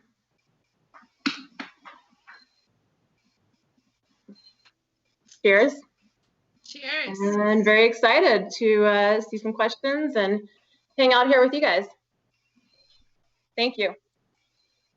Awesome. That was amazing. I'm going to have to probably, like everyone else, know that recipe and have you guys email it out so we can see what's going on. But I have got some different questions coming through. First is, can we get a copy of that cocktail recipe? So apparently that was a popular one. Also, I wanted you guys to talk a little bit about your history. I know I've kind of gotten to know each of you just through the connection and kind of chatting about this journey and y'all's support of Bourbon Women, but I'd like to kind of talk about where each of you started and kind of how you ended up at Old Elk. So whoever wants to start. Greg, how about you go first? I was gonna say, is Greg gonna go first? Get the I must. I guess seniority ranks, I guess, unfortunately. But anyway, I'm Greg Metz, and I'm master distiller for Old Elk Distillery in Fort Collins. I'm into my 42nd year in the business. I actually started in 1978, right out of college. I'd spent 38 years of my career at the infamous Lawrenceburg, Indiana distillery. We had several ownerships down there over the course of my career, and then I met Old Elk about 7 years ago, initially as a customer, and actually joined up with them full time as their master distiller about 3.5 years ago. So that's pretty much the short answer to my little career. So I love having Greg tell his story first, because normally he talks about being 23 and just graduating college and getting kind of thrown into the whiskey business. And my story is pretty similar, and so I really enjoy that about our backgrounds. But so I went to Colorado State University. I originally started as a chemistry major and realized that's not what I wanted to do because I love flavor science so much, and CSU just didn't really have any direction. And then they opened up the fermentation science and technology program. So I got most of my schooling based on beer, some cheese, sauerkraut, most fermented foods. But a lot of our curriculum was on beer. And so after school, it was, trying to figure out where to go. And I got connected with Old Elk and started the Monday after graduating from college. The first graduating class of the fermentation science and technology program, and really just fell in love with the process of how, you basically start with the brewing process minus the hops, and then take it one step further with distillation, and then another step further with maturation. And then, little did I realize back then, you even take it one step further with Mel making cocktails out of it. So it's something that I've just really enjoyed and have found my home, found my niche. Thanks, Kate, for that little segue. Yeah, I mean, my path to here now, is 27 years long as far as years in the business, and throughout that time, I've sort of felt like I've lived many lives in the food and beverage hospitality world. And Old Elk, where I've been for the last 1.5 years. And I sort of fall in between, somewhere between Greg and Kate, where, Greg's got all these years of experience and amazing palate. And people ask me, why is our whiskey so special? And what do you think it is? Is it the mash bill? Is it how it's aged? Is it the barrels? And I really, I always say it's Greg's magic.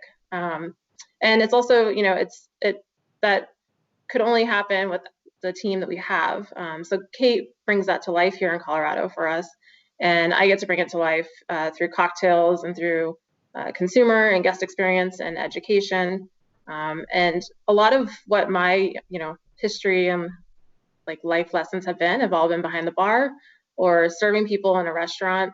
And having those experiences has brought me to today. So I'm super psyched to be a part of a team and working with a company that's innovative and creative. We like to say we're sort of based in tradition, but innovating for the future. And I feel like I come from a very traditional background of serving people, and I get to be very creative with the cocktails. And that's one of the reasons, why I love whiskey and why I love what we do, because of the creativity part of it. And as you can see, Mel can make a mean drink. I was going to say, I'm just jealous that I'm not there and can't enjoy it in person. Someday, maybe. That's yeah, right, I was one joking day. earlier. We all were going to be on a veranda drinking these originally before COVID. And so hopefully, we'll get to do that again soon. But this is great. This is an awesome experience. That's right. And I'm going to watch because I've got a couple questions for Greg himself, but I think we lost him for just a second. So if he pops back in, but I'm here. Oh, there he is. I don't know why. Video-wise, I'm not there, but I'm here on the mic, so yeah. Okay. That's perfect. At least we can hear you. Well, sir, Knows Your Bourbon has a question specifically for you. He wants to know what you learned at MGP and Seagram's that you bring to Old Elk. Oh, mercy. Well, fact of the matter is, under the Seagram ownership years, which was about 24 years, was about 1978 to 2002, I actually got the best training in the world relative to becoming a master distiller. Seagram's back in that day was number one in the business, and they were very progressive and anal about the quality of their products. So I learned all the techniques that I still use today from my Seagram background and my Seagram training. And that's really what I've brought forward throughout my whole career, all the way to Old Elk. Absolutely. And I know we've got viewers from all over, but most of us are very familiar here in Louisville, Northern Kentucky, and the Cincinnati area with Seagram's and MGP. And, personally, I previously got to work with Mr. Larry Ebersold. So the Seagram's boys do hold a special place in my heart, Mr. Metz, that's for sure. Yeah, well, just an interesting tidbit there is Larry Ebersold is the master distiller that trained me. So. Oh, so yeah, comes full circle, we work. then. Indeed, yeah, we worked very closely for many years, and he's a big reason why I'm where I am today. So. That's amazing. Well, we've got another question from Jackie Williamson. I think we're sensing a theme here. She said she's not sure if you guys know what has brought this on, but the West has really been a pioneer in the whiskey and bourbon industry lately. So I'll let any of you take that one. I think so. Between talking with other Colorado distillers within the Colorado Distillers Guild, a lot of it is just the West still kind of has that persona of you can do what you want, and so I feel like especially Colorado has a really big entrepreneurial spirit. And so we've got a bunch of distilleries here, and we've seen a lot of great development come from the West, and I think it's just doing that wild west feel almost of if you want to make whiskey, if you want to make bourbon, you don't have to be in Kentucky to do it. You can do it right here. So that's what I would say. Mel or Greg, do you have anything you would add there? Well, I would just say that I think the West and Colorado itself, I think, just has a aura of high quality and very good whiskey. So it's I think we're going to make our own niche in the state of Colorado. So yeah. I think I'd say that there's a lot to do with the climate here, both temperature wise and actually, like as you said, the entrepreneurial spirit. For me, I moved here from Boston, and there's lots of people down in the Denver area who have also moved from bigger cities, and I think that's what they're looking for, is a place that they can, you know, kind of be their own self, but also bring something to the table. Kind of like us. Exactly. That's right. Well, I've got a question. So, will one of the three of you, or everyone, will you tell our viewers about what you guys refer to as like your slow cut? So your cut with purpose. Yes. So when we were developing our bourbon or getting ready to launch it, you know, the matter of, well, what proof do we bottle at? You know, how do we get to that proof? You know, and Greg really felt that 88 proof was where, you know, it's going to be the smoothest, easy drinking, you know, just a really high quality product. And I had gone to a conference and learned about blending and proofing down spirit, and really found that the slower you do it, the better product you're going to have in the end. And typically with distilleries, they're going to add all of their water in at once. And we found that when you do that, you actually create heat, and that's going to burn off some of the flavors, some of the compounds that we've just waited years and years for to actually get formed in that barrel. And we didn't want to lose any of that. And so we did a few trials and really found that just by cutting a little bit and waiting a little, you know, and doing that over a matter of weeks rather than a matter of days, really helps the spirit keep all of those nuances and keep that really great, rich mouthfeel. So you don't lose that. You don't necessarily get the heat of the alcohol as much as you would with, you know, a fast cut product. And logistically, it's kind of a nightmare. I mean, ideally, we would like to harvest barrels and proof them down and get them in a bottle and get them out to you all. But I mean, something that Greg's always pushed is, you know, don't cut corners. You know, you want to make the best possible spirit.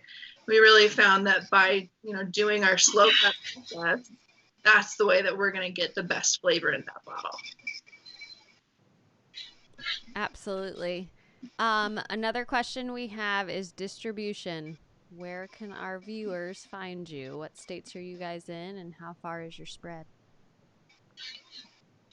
Well, that's really a part that I've been involved heavily in the last 2.5 years. It's, you know, I'd spent my whole career as a production person on the floor, but in the last 3 years, I've been heavily involved with marketing, sales, and distribution, which is all brand new to me. Was never part of any of that throughout my whole career at the Lawrenceburg Distillery. So the short answer to your question is we're actually distributed in all 50 states now. Southern Glazers is our primary distributor in the 44 states that they represent, and then the remaining states are a number of other folks that you know, Southern doesn't cover. So yeah, we're distributed in all 50 states. Well, that is music to these viewers' ears, because we've got people everywhere. So Go to our website. We do have a store finder. Good. So that you can find the closest to your zip code. So that's been super helpful. Awesome, awesome. Well, I cannot thank you guys enough for your support, for joining me. I know our time is different. I know that you probably have a ton going on, but you know, I'm happy to end our first evening with you guys. I hope you are too. Thank you guys for everything. And y'all make sure to check out Old Elk's website, figure out where you can pick up a bottle. And Mel will probably need those recipes from you for sure. So you got it. All right, guys. Thank you so much, Greg, Kate, and Melinda. Y'all have a good rest of the week. All right. Thanks for having us. Take care. Thanks.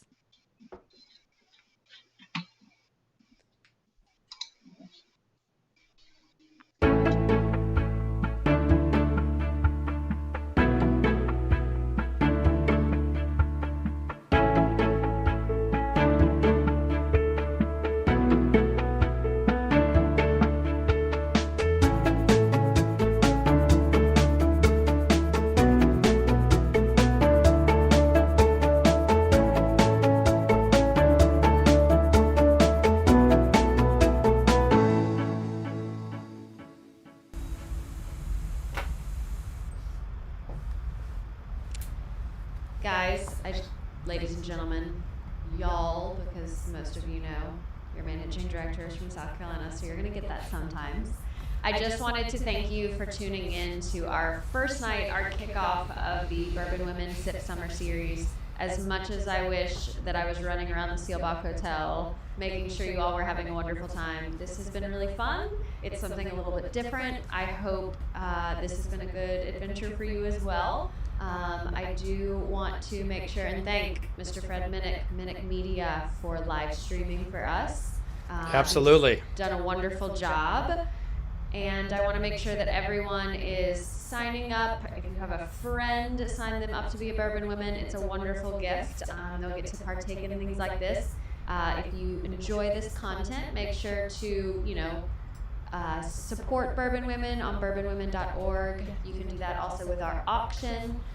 Peggy No Stevens is taking the microphone tomorrow, so y'all will have a wonderful time with her. Thank you to our sponsors, Discus and Spirits United, presenting sponsors. All of our brands are present this evening. We've got some really cool stuff in store for you the rest of the weekend. So thank you very much, Fred. Yeah, and I'll say, Sarah, it's a real honor for me to do this. We're in this world where virtual conferences it's what we're all doing. COVID has taken away the joys of getting together in a room and spending time together, but we can and do live right here in a virtual community, just as we always have. And much like when I'm at a Bourbon Women event, I drink the bourbon I poured for a toast. He's got an empty glass. So I gotta fix that. It's the new birthday bourbon. Toast you with this. This seems familiar, Fred. Your glass is already empty. What can I say? I'm a bourbon writer. Cheers, my friend. Cheers. 6 feet apart. Hey, everybody, make sure you're clicking the subscribe button and the reminders so you do not miss Friday and Saturday. What an incredible lineup to come. Be safe out there, everybody.